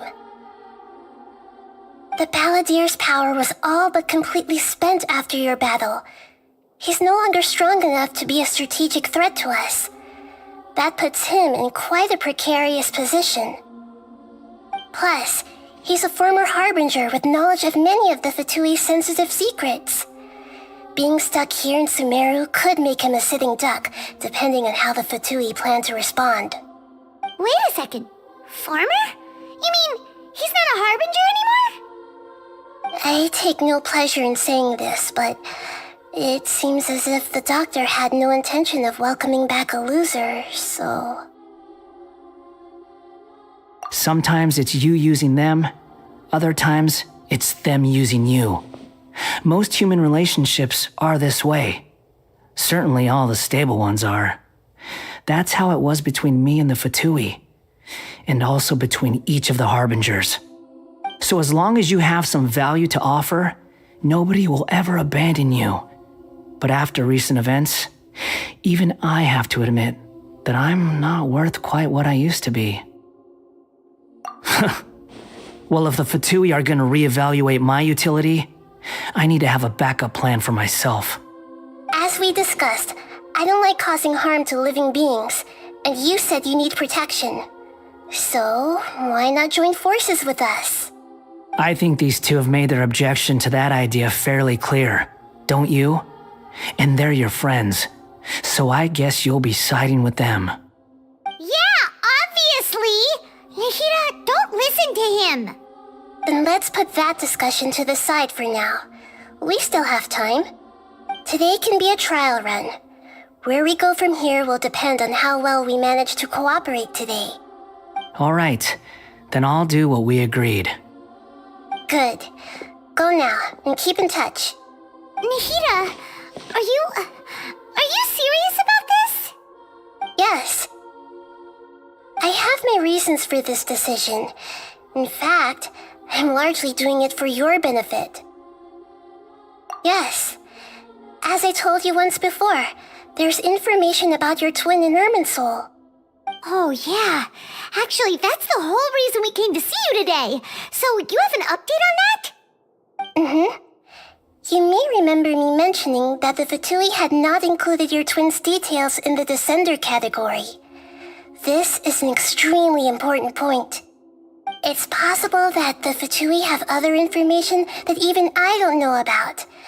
And since the Balladeer used to be one of them, he'll be better acquainted with this information than I am. He was granted the power to connect with Irminsul when he almost became the god of a new era. Even though he no longer has the Gnosis, some traces of its power remain in him. He can still connect. The amount of information in Irminsul is vast beyond description. Sifting through all of it without knowing what to look for would take too long, even for me. So I asked the Balladeer to search in Irminsul for any information about the Descenders. He's more familiar with this kind of information, and should be able to find it more quickly. Exactly! Or what if... Paimon just doesn't trust him! He's treated us as enemies every time we've run into him! I understand. But sometimes, everything is dictated by which side you're on. How things will go in the future depends on what information he brings back. And Traveler, I know what your heart desires most of all. Our minds have connected several times before. There is a corner of your heart reserved for an intense longing, a feeling of being all alone in the dark, searching for the one candle whose light still burns. As Sumeru's deity, it is my responsibility to be on guard against the Balladeer. But as someone who counts you as a friend, I want to do something for you. If this deal with the Balladeer can give you the answers you've been longing to find, then it's worth it. It's my pleasure, really. You're Sumeru's hero. You've more than earned it. Paimon's still worried about this idea. Is there anything we can do to help? I was going to contact you about that, but then you suddenly showed up on your own accord. Seems like we have a telepathic connection. In fact, I was going to ask you to supervise the Balladeer on my behalf while he carries out the task I assigned. Even though he only has a fraction of his full power left, that's still a fraction of a former Harbinger. If you could accompany him, it would put my mind at ease. Of course, I'll be there to help guide you through Irminsul from the outside. Great, thank you. Prepare yourselves. I'm going to transport you into Irminsul.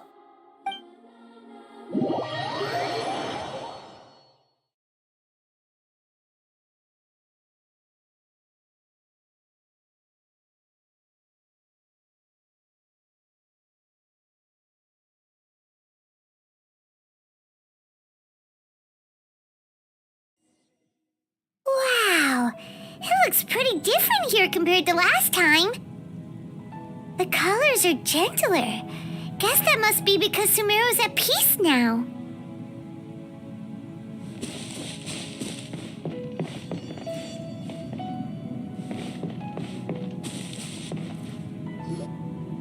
Look at that.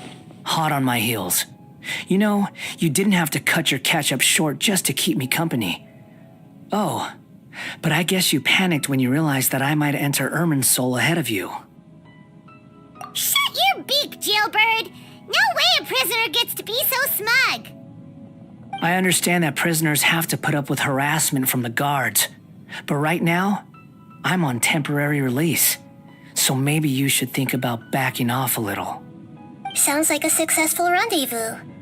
I need to be quite clear about something. In a few moments, you'll be entering into the innermost region of Irminsul. It is an environment like no other, and the most important place in all of Sumeru. Unlike anywhere else, Irminsul's inner region consists exclusively of torrents of information. You must put aside your differences and be extremely careful as you navigate your way through. I know there are many grievances between you on both sides, but it is essential that you remain calm after entry. This is as much for your own safety as anything else. Fine, let's call it truce, but only until this mission's over. Let's cut each other a little slack, shall we? We are going to be traveling together after all. Per my agreement with Lesser Lord Kusanali, I'll be at the front. It's my job to lead the way and get rid of any obstacles in our path. All you have to do is keep your pretty eyes open and try not to fall behind. You sure are confident. Paimon will give you that. You make it sound like you're even more experienced at adventuring than us. If there are no further objections, I suggest we get going. Or did you need some time to mentally prepare yourselves? Ew!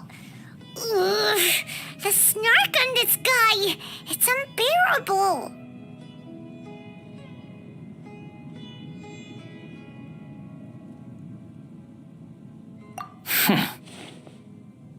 We can start now. Irminsul access granted. Initiating connection procedure. Is this a small sapling? Oh, darn it! Come on, let's catch up with him.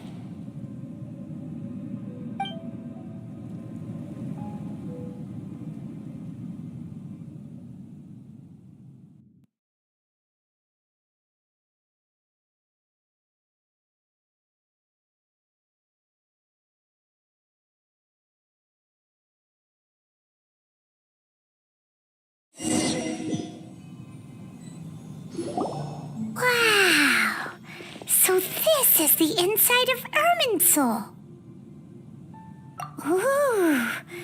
Paimon's never seen anything like this. And it feels like a sacred place. Irminsul is closely intertwined with the entirety of Tevat. Every bit of information flowing here means something. Pick your jaws up off the floor. It's time to go. Why is it that Paimon just wants to do the opposite of everything he says? Lesser Lord Kusanali, we will now proceed to the heart of Irminsul. Can you still sense where the heart of Irminsul is? Yes. Permission to begin searching for information there? Permission granted. Go ahead. Let's go. Stay close. Don't go running off. Hey, so... say we did go running off in here. What would happen? What are you smirking at? I was just imagining the look on your travel companion's face if you went and got lost. Anything's possible in here. You can't rule anything out. So if you want to stay safe, your best option is to stick close to me.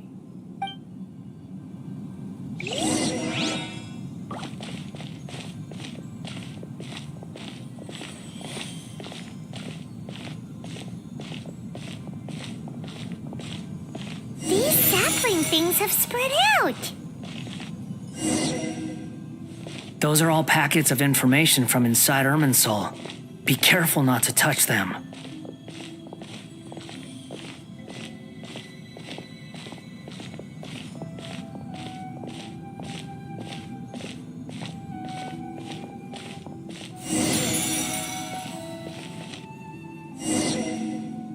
It looks the same in every direction.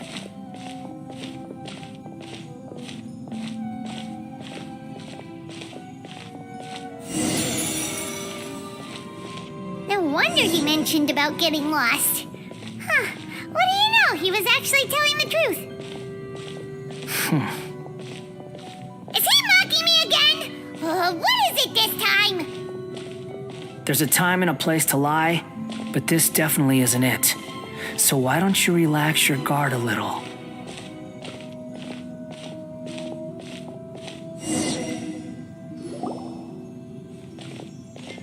We're here.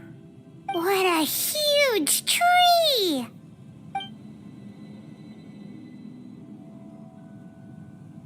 Lesser Lord Kusanali, Good, you made it. Are you ready? ready when you are. Then please begin. Preparing to access cognitive currents. Establishing waypoint. The Balladier's actually doing what Nahida tells him. Guess he must want to stay alive.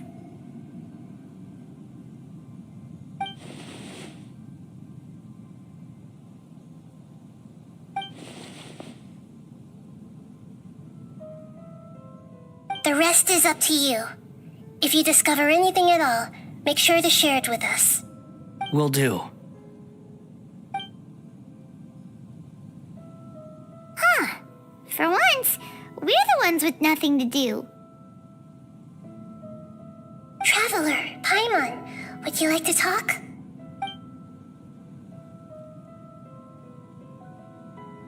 Yes, I've also invited Paimon to join. Huh? What the? We can talk to each other inside our heads?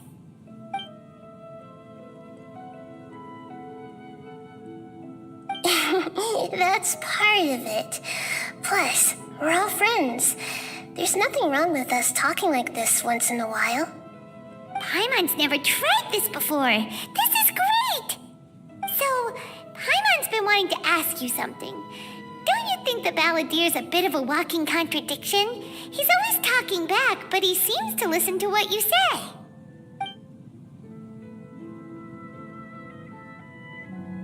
As I've told you before, there are still some mysteries for him to resolve. Things that are clear as day to me, but that he has yet to understand. Perhaps today will be the day that he finds some answers.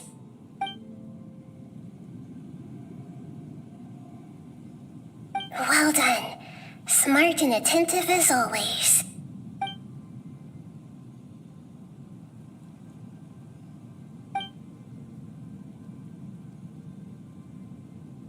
So, you made contact with that part of his mind. Well, it's true. Betrayal turned the Balladeer into the person he is today. Huh. Paimon thought nothing could get under that guy's skin. Turns out, he can get hurt and angry just like anyone else. Everyone has a history, Paimon. Even if you're a puppet created by the Electro Archon. Speaking of puppets, we ran into two people at the Academia today talking about an essay. Turns out their topic was about the Tatarasuna incident. Nahida, do you know anything about that? If you mean the mysterious events, the Kabuki Mono and so on, yes. I know about all of that. Really? Because from what they were saying, it sounded like lots of Tatara Suna's history is still unexplained. And most of the information we have now is just from people filling the gaps with their imagination. At least that's what they thought.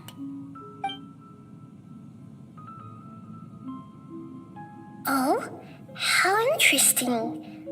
Those two managed to deduce quite a lot through guesswork alone. So the Gese got it right? Well, they guessed right about one thing. Tatara Suna was sabotaged. Must be a riveting conversation you three are having. Funny how all the good ones happen when I'm not involved. What makes you think we're talking to each other? Don't insult me. You're having a private conversation without me. Obviously, I must be the topic of said conversation. Of course you do. You can't have your prisoner knowing too much. So, have you found anything yet? Still looking. Don't get your hopes up, though. You and your twin come from outside this world. It wouldn't surprise me if there was nothing on either of you in Irminsul at all. Wait, how did you know about that? Didn't Nahida tell you? It's not like we've never met before. And anyway, you're world famous. It'd be more surprising if I didn't know a few things about you. Right now, we have to keep the peace. I'm not interested in creating more misery for myself, and making cordial conversation is something I can manage. Huh? Wait. This light, it looks similar to those saplings. What could it be? Anonymous data. Hey, don't you forget the agreement! You have to share it with us! Shh. Just wait. Mr. Niwa, are you certain this is worth the risk? We are talking about Tatara Suna's furnace, after all. It may not pay to act rashly. There's no one else who can enter the furnace. It has to be me. Is that so? Well, since you insist. It's...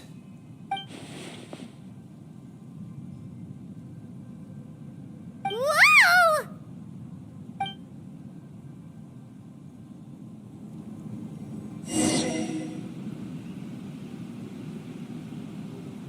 I have been in Tatara Suna for some time now. You have shown me great hospitality, as has Mikoshi Nagamasa, and indeed, everyone else. Under your leadership, Tatara Suna is a warm, welcoming place, like a giant village. People are gainfully employed, their lives have purpose, they are motivated. As I understand, the Raiden Shogun has, in recent years, eliminated much of the evil that plagued Inazuma. As for Tatara Suna, it was originally established as a means of safely disposing crystal marrow. The forging industry with crystal marrow as a raw material has since flourished, giving rise to generations of swordsmiths, some world-renowned, others unknown, all passing on their legacy. Skills, blood, dreams. Every smith brought into this trade looks to find their purpose between steel and blade. That is why you accepted the proposal brought to you by myself and Akame. Yes, well, were it not for you coming to Inazuma and happening to make Akame's acquaintance, the two of you never would have joined forces. And he would be the first to admit that there's no way he could have revolutionized our forging process like this on his own. At least not on the same timescale. You allowed Akame to take all the credit for a method that you jointly developed. He sold it to me, and now every piece of ore here is smelted using the new technique. Even now, you remain one of Tatara Suna's key consultants, working right here alongside us. I believe it is you, sir, who are truly responsible for the changes in our manufacturing and forging methods. You flatter me. From the outset, I saw much that was commendable in the forging industry of Inazuma, and it has been my great honor to befriend you all. So you say, Escher. But is this really the truth? My good sir, what do you mean? I tried to resist thinking it was all connected. Because I didn't want to speculate. And I didn't want to believe that things could turn out this way. What have we gained from adopting your new technology? Ominous black smoke? Mounting production problems? Worker fatigue and casualties are up and continuing to rise at an alarming rate. And recently, as you well know, someone died because of that strange filth inside the furnace. We've kept the truth from spreading outside, but still, I suspect you understand it better than I do. None of the people who went out to get help have come back. Now, our mutual friend, the Kabuki Mono, is taking the Golden Feather to Narukami Island to seek an audience with Shogun. This is our last hope. But that doesn't faze you, does it, Escher? Nothing does. Otherwise, why would you still be standing there with that smile on your face? I'm just surprised that you finally chose to be so sincere. I'm sure you've been harboring these suspicions for quite some time. Mikoshi Nagamasa may have noticed that there was one common denominator among all these events. Namely you, Escher. But Mr. Mikoshi is more cautious than I. He does things by the book. After all, Nagamasa is the adopted son of Mikoshi Torichio, the yokai struck down by the Shogun's own hand. If he truly seeks to redeem his family's honor, an abundance of caution is well advised. You're well informed on the subtleties of his situation for a mechanic all the way from Fontaine. Are you sure you're not a little overqualified? Why, Mr. Niwa, are you suggesting I find a job as a diplomat? Sadly, I am so very attached to my craft. Enough, Escher. I'm here because an evil force is raging inside the furnace. And someone needs to take your new device inside the high-risk zone so we can absorb it and put an end to the problem. I'm in charge here. And I'm about to take some responsibility and head inside. Probably to my death. But what about you? What are you still doing here? Judging from the look in your eyes, you don't seem to trust me. Drop the act. We're past that now. Whoever you are, it looks like your plan to destroy Tatarasuna has worked. I just want to know what you're still doing here. What's left? Don't you have all your answers by now? Honestly, I'm just waiting for the right moment. A moment like this, where you finish talking and I stop you from entering the furnace. You...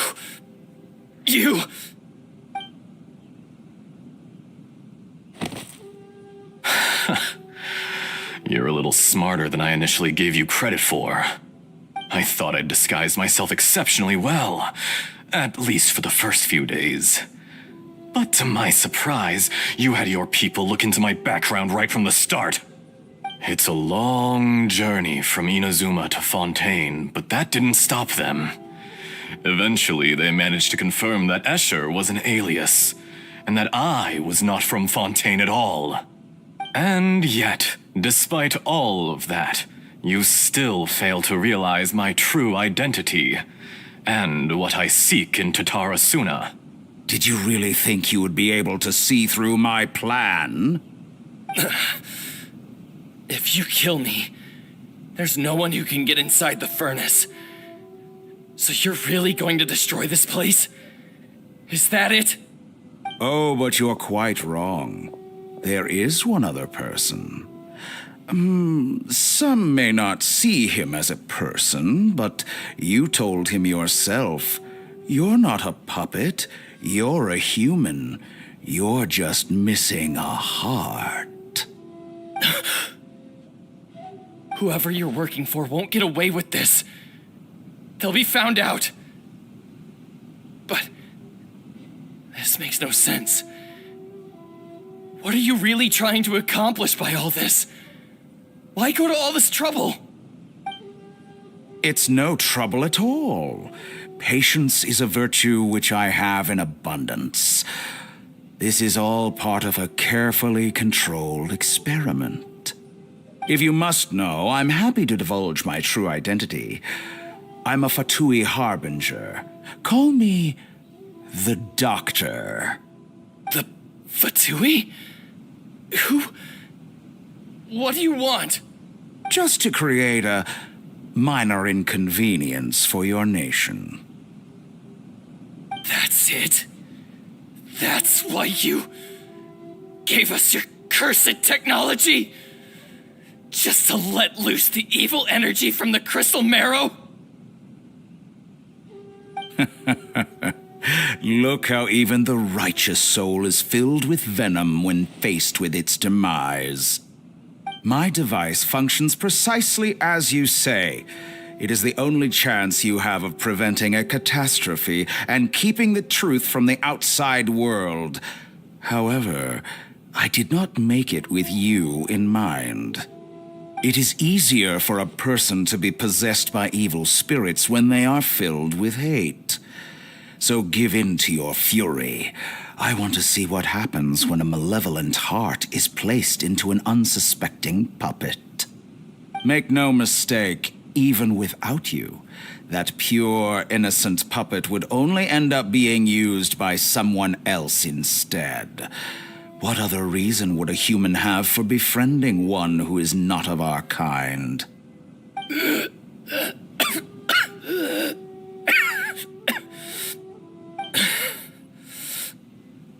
If you give him my heart, tell him that both Nagamasa and I see him as one of us.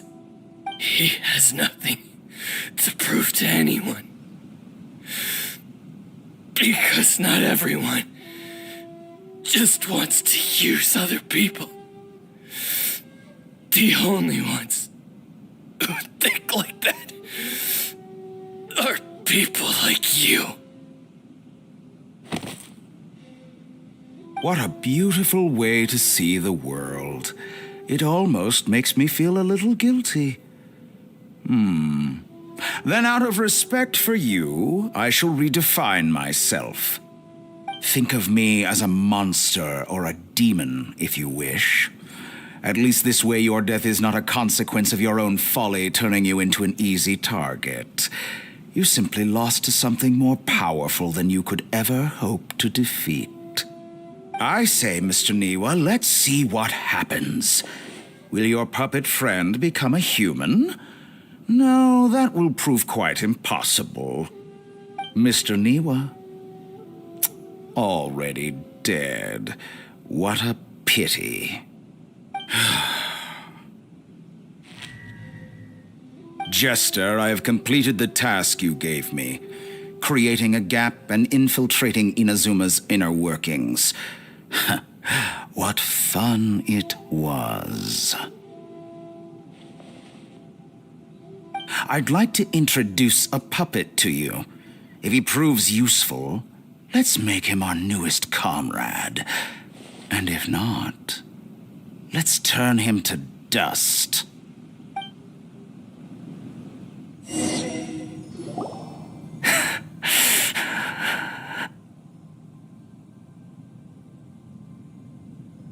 Hey, are you all right? Dottore.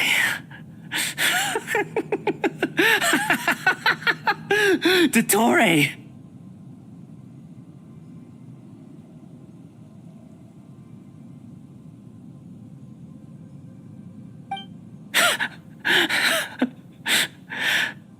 Good. Good. Was that the doctor? Did he turn into a mechanic from Fontaine? But why do we see things from his perspective? When I touched the doctor to confirm whether he'd eliminated all his segments, I read this memory in his mind. You have to admit, it must be the truth. Maybe so, but it means nothing. Does it? But this memory shows that Niwa didn't betray you. He never meant for you to be the one to take the device into the furnace. You know very well what that means, even more so than I.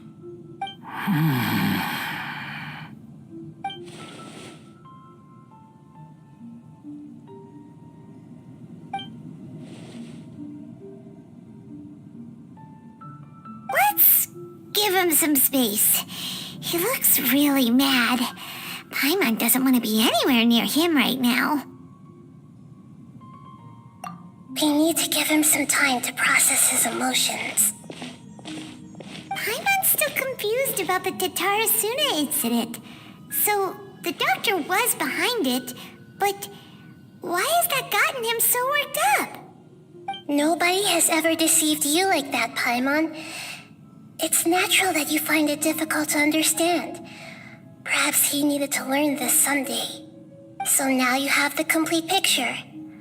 Katsuragi took the kabuki mono to live with the people of Tatarasuna. Later, the doctor showed up, disguised as a mechanic from Fontaine. And that's when the trouble began. It was all a horrific experiment planned by the doctor. Everything he did was just to plant seeds of disaster in Inazuma that would bear fruit in the future. Of all the unwitting participants in the doctor's experiment, the balladeer became the main test subject. After the events you just saw in that memory, the doctor put Niwa's heart into the device and handed it to the balladeer. Then he instructed him to enter the furnace and absorb all the filth caused by the smelting process. The load was far beyond what he expected, but the balladeer survived. He left the furnace in sheer exhaustion and said to the mechanic, "This device seems to have protected me. What's in it?" The mechanic answered, "Niwa fled this place for fear of punishment, but he left you a gift. He said it's the one thing that you've been looking for." He took it straight from the chest of one of his innocent servants. The mechanic removed the withered heart from the device as he spoke. The balladeer was stunned that such unthinkable cruelty had brought him the thing he'd been longing for his entire life. A heart acquired through cold-blooded murder is a cursed thing, but it has protected him from the filth. He thought Niwa had completely betrayed him, and yet this very betrayal had ensured his survival. Overwhelmed with anger and sorrow, the balladeer threw the heart to the ground and left Tatarasuna without looking back. Holy moly! So the doctor killed an innocent man and pinned everything on the victim? That's terrible.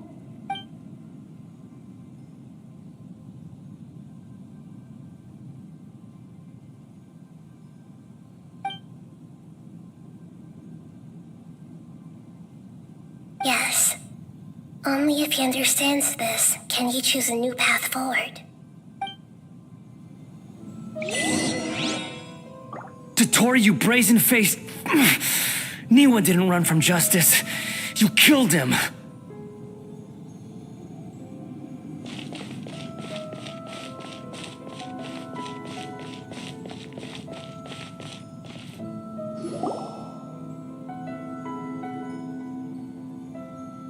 Shall we see how he's doing?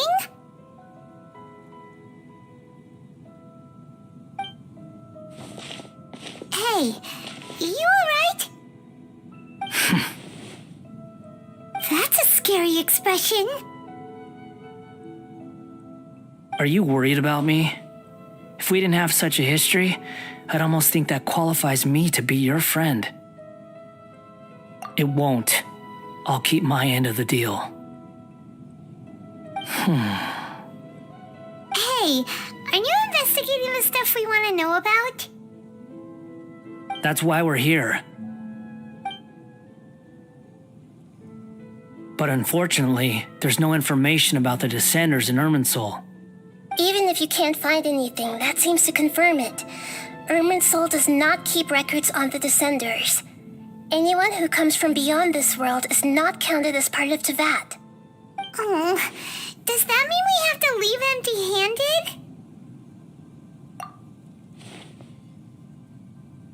don't thank me just yet. You look really upset. Well, since Irminsul was a dead end, I guess I can share some other info that might interest you. Huh? About what? The reason why there are records about your sister in Irminsul. It might have something to do with Conria. Apparently, Conria was her first destination when she arrived in this world. Plus, she only came to this world because the heavens responded to the summoning. The heavens responded? The jester told me this himself. You can take his word on this.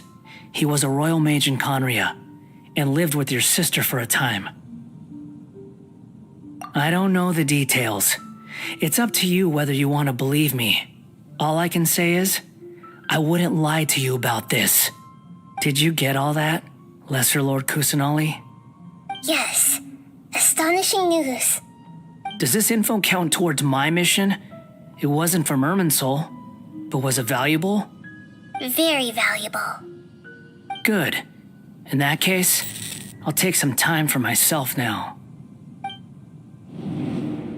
Huh? What have you done? Lesser Lord Kusanali was right. My power's all but completely spent. Even if I use all of the divine power left in me, I can't sustain this shield for very long. I shared a secret with you, and now you owe me. So in return, I'd like you to answer a question for me. Give me your hand.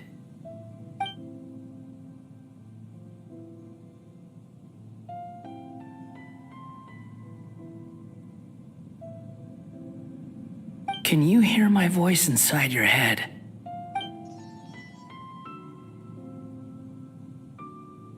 No, I can't do anything like that anymore. At most, all I can do is exchange a few words with you. So tell me, in this world, is it possible to change the past?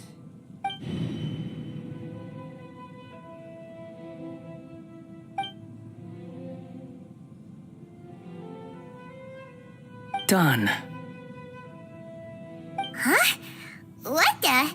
What happened? Paimon only saw you hold hands for a second. Nothing. I was just thanking him for helping me.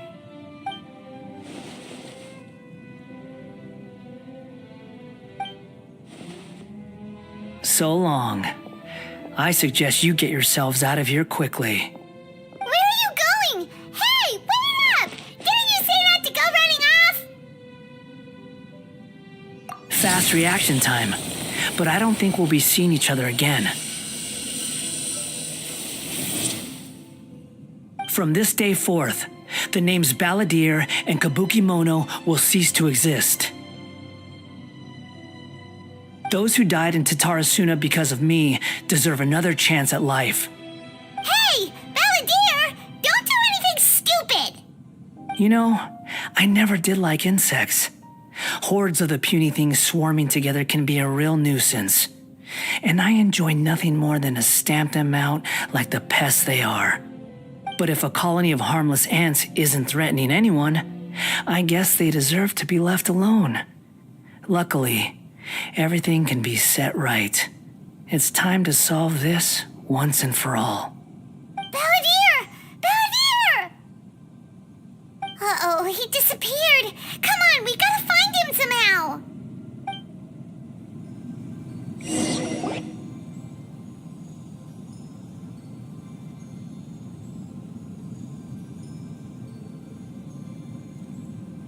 Oh no, he's really gone.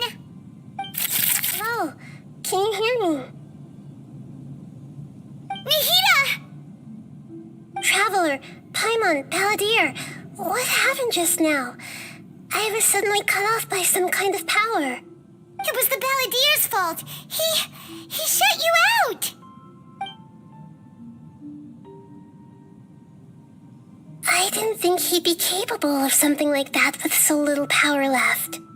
Did he keep some of his power hidden when he was defeated? Or did he achieve something beyond his abilities, and it took everything he had? Where the heck did he go? It's all our fault. We were supposed to keep an eye on him. Sorry, Nahida. Don't be. It's not your fault. Please, let me handle this from here, even though I'm not sure I can solve it. We're running out of time. Follow my lead and get out of Irminsul as soon as possible.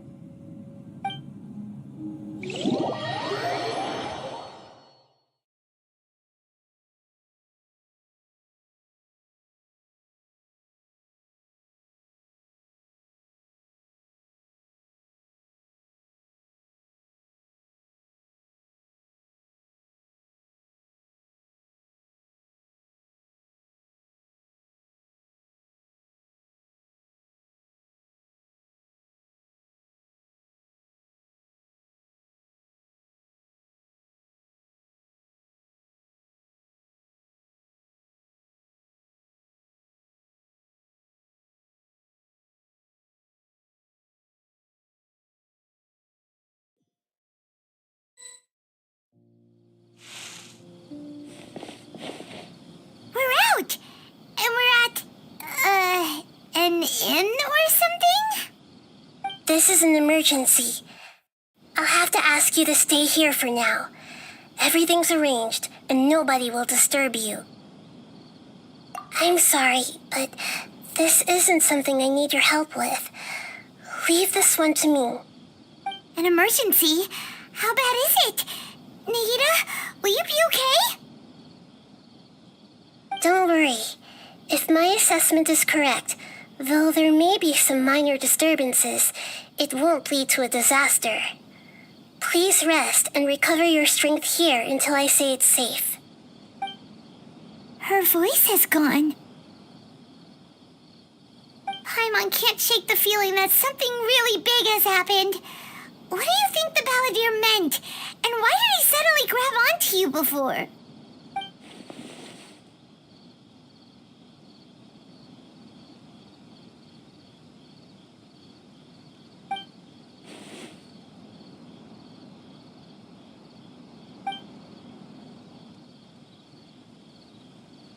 He wants to change the past? But surely that's impossible!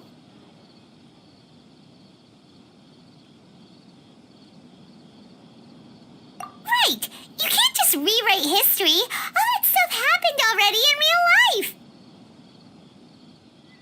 It's like, imagine Paimon drank all the water in this inn. Even if no one was there to see it, Paimon would sure as heck remember drinking it! So, why does Paimon still have a bad feeling about this? Paimon can't help but feel scared about what he might do. Oh, Paimon's so confused. Huh? Ah! Sorry, Paimon accidentally... It's the Balladeer's fault for causing Paimon all this mental stress. But erasing yourself from history? It's unthinkable. Is that really possible in Irminsul? Uh-oh. Paimon's head is overheating from trying to understand what he's up to. And it's still not working. Ugh. Paimon's had it with that little brat. He's been nothing but trouble ever since we met him. There's no way he'll actually succeed, right? Otherwise, won't everyone who's connected to him be affected too?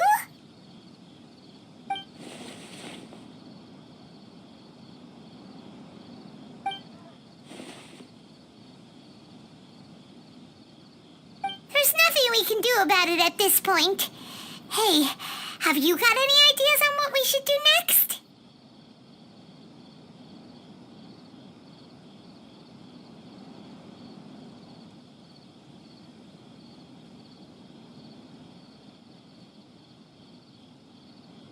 Seems like now there's nothing left for us to do but to go to sleep. But Paimon's still so worried. Paimon won't be able to sleep a wink tonight.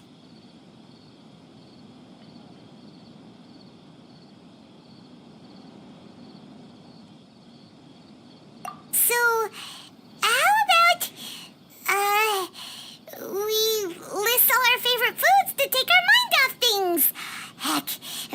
doesn't work, Paimon's probably gonna collapse of anxiety here. Alright, Paimon will start. First dish. Munstack grilled fish. Oh, and chicken mushroom skewers. Tea break pancakes, cream stew, sauteed matsutake, and Dragon chili chicken, almond tofu, satisfying salad. Also, Adeptus Temptation, golden shrimp balls, triple layered consomme, lotus seed and bird egg soup, and...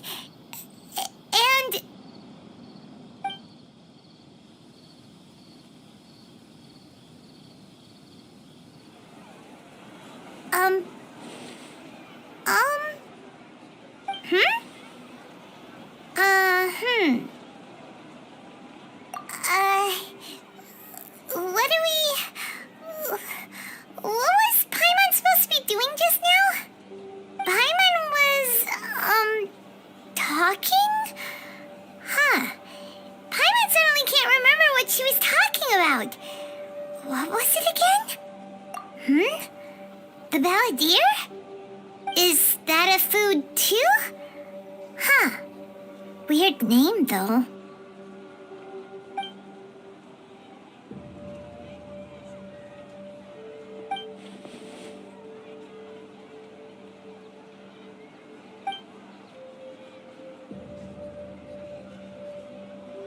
What's wrong? Your eyes are like saucers. Was it something Paimon said? So, the Balladeer. Is that someone's name? 'Cause it sounds like a nickname or something.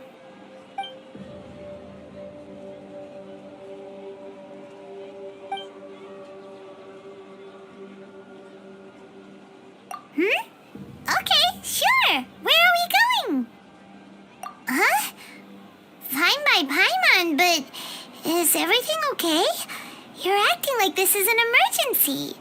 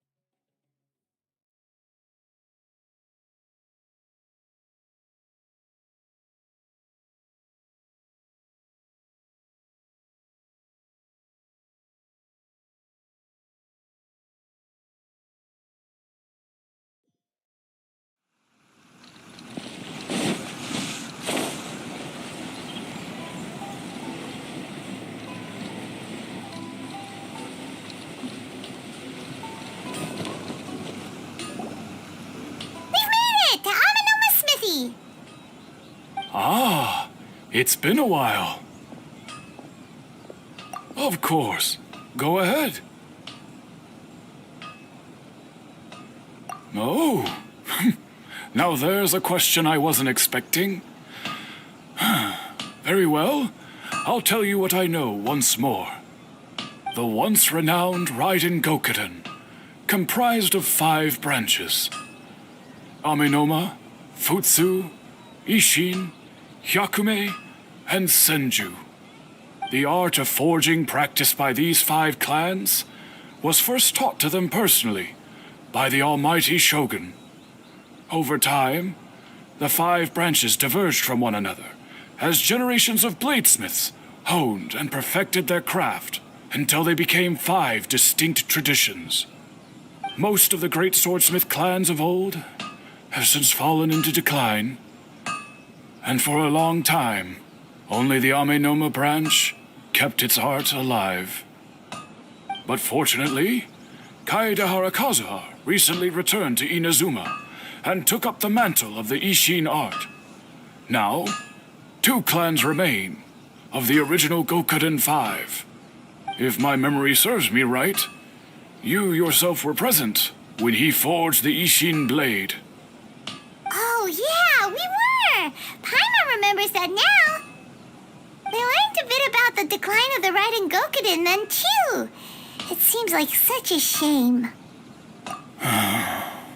That, my friends, is a tragic tale indeed. In fact, this was not made known to me for most of my life. All these years, I knew of those great clans' demise, but never the cause. Only recently, when the question was on my mind, did I ask Kaedehara Kazuha about this. He told me that, as we are both heirs to a branch of the Raiden Gokuden, it was right that I should know the truth.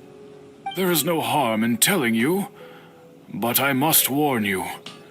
It is a dark and sorrowful tale. The Raiden Gokuden were the targets of a murderous rampage by a vengeful bladesmith. Vengeful? Why? 400 years ago, so I'm told, there was a catastrophic malfunction in Tatarasuna's furnace.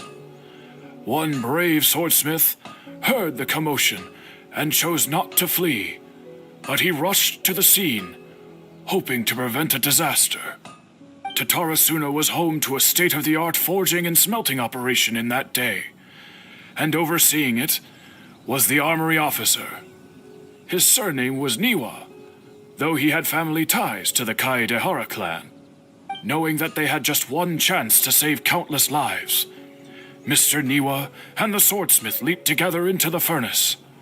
The furnace quickly stabilized, but neither of them made it out.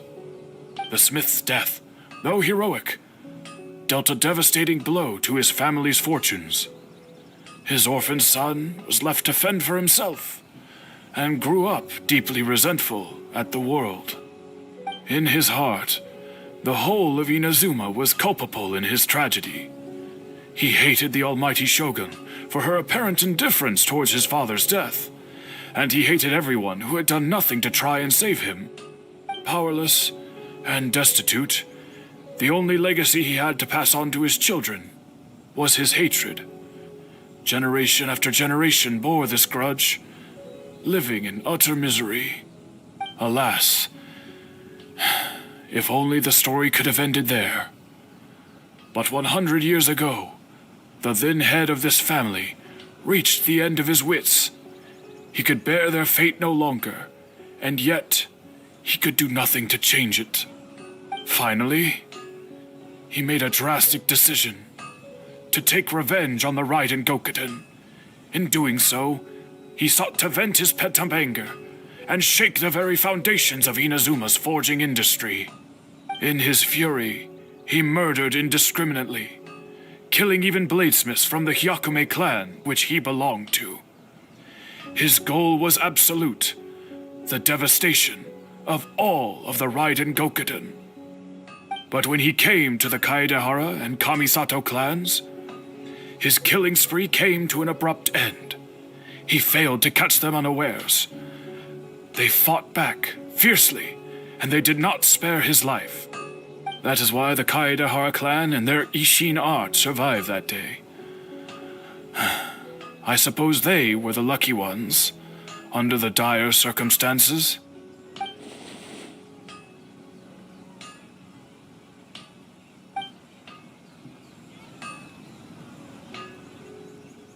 Was there anything else you wanted to ask? Kazuha? Why, yes. Just yesterday, in fact. We spoke for a while over some tea. He seemed well.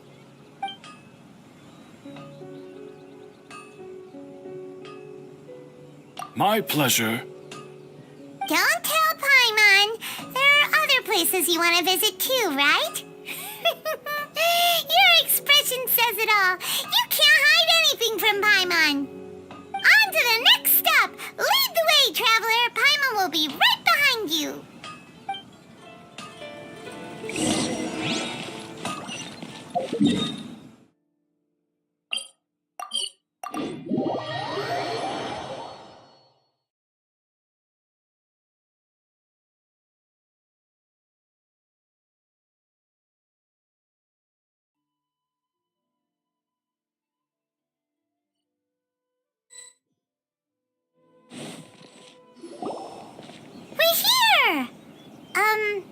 This is the Yashiro Commission's headquarters, so... Traveler, it's been a while. If you're looking for the Commissioner and Miss Kamisato, I'm afraid your timing is unfortunate. They're not here right now. Are they out on business? The Commissioner is out on business, and Miss Kamisato is standing in for some meetings in the Commissioner's place. If it's urgent, you're welcome to wait inside until they get back. What do you think? Shall we go in?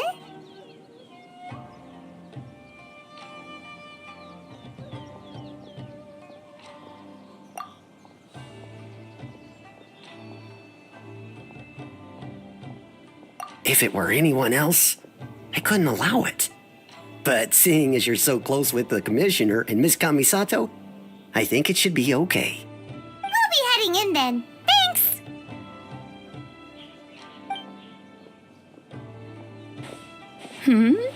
Hello, dears.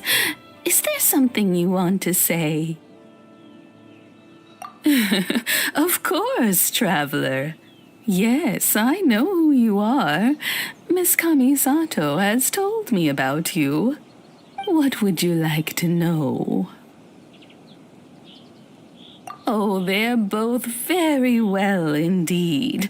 Lately, Miss Kamisato has been rather busy attending all kinds of meetings and occasionally paying visits to some local organizations on the Commissioner's behalf.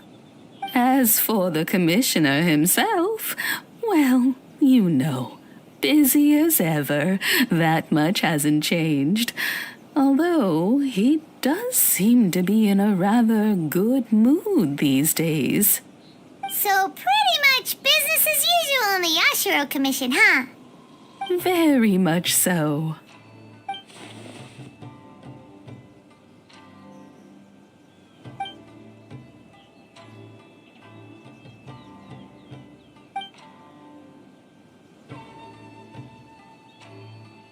Well, got any more questions?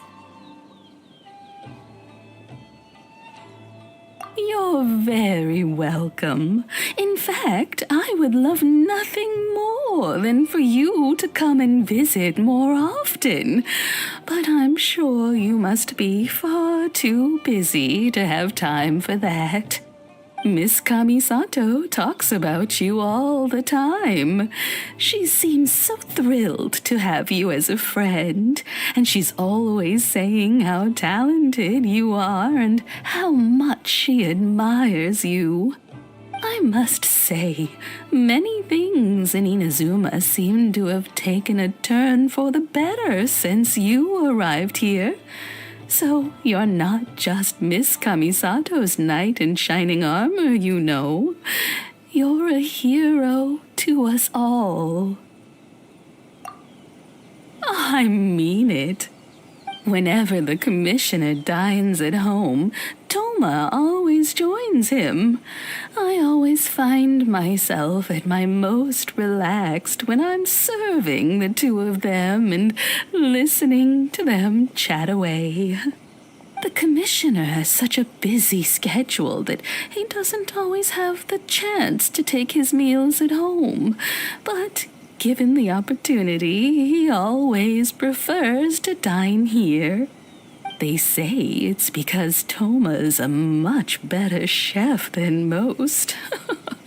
Oh, the commissioner is so fond of home comforts. They get to talking about you sometimes too, you know. Always with a very fond tone. The way one would talk about dear old friends around whom one can truly be themselves. Miss Kamisato occasionally joins them as well. Whenever the whole family gets together and they start talking about people they've met and experiences they've had, you always get a mention. It's been many years now since the late Mr. and Mrs. Kamisato passed away. Much has happened in the Kamisato clan in that time. As someone who is old and gray enough to have watched their son and daughter grow up, it makes me so happy to see them meet a dependable friend whose company they enjoy so much. So, in the future, if you ever do have the time, please know you are always very welcome at the Yashiro Commission headquarters. There will always be at least one old lady who would be delighted to have the pleasure of your company. Wonderful. Thank you. Paimon likes it here too. Also, you were saying something about the food here being really great.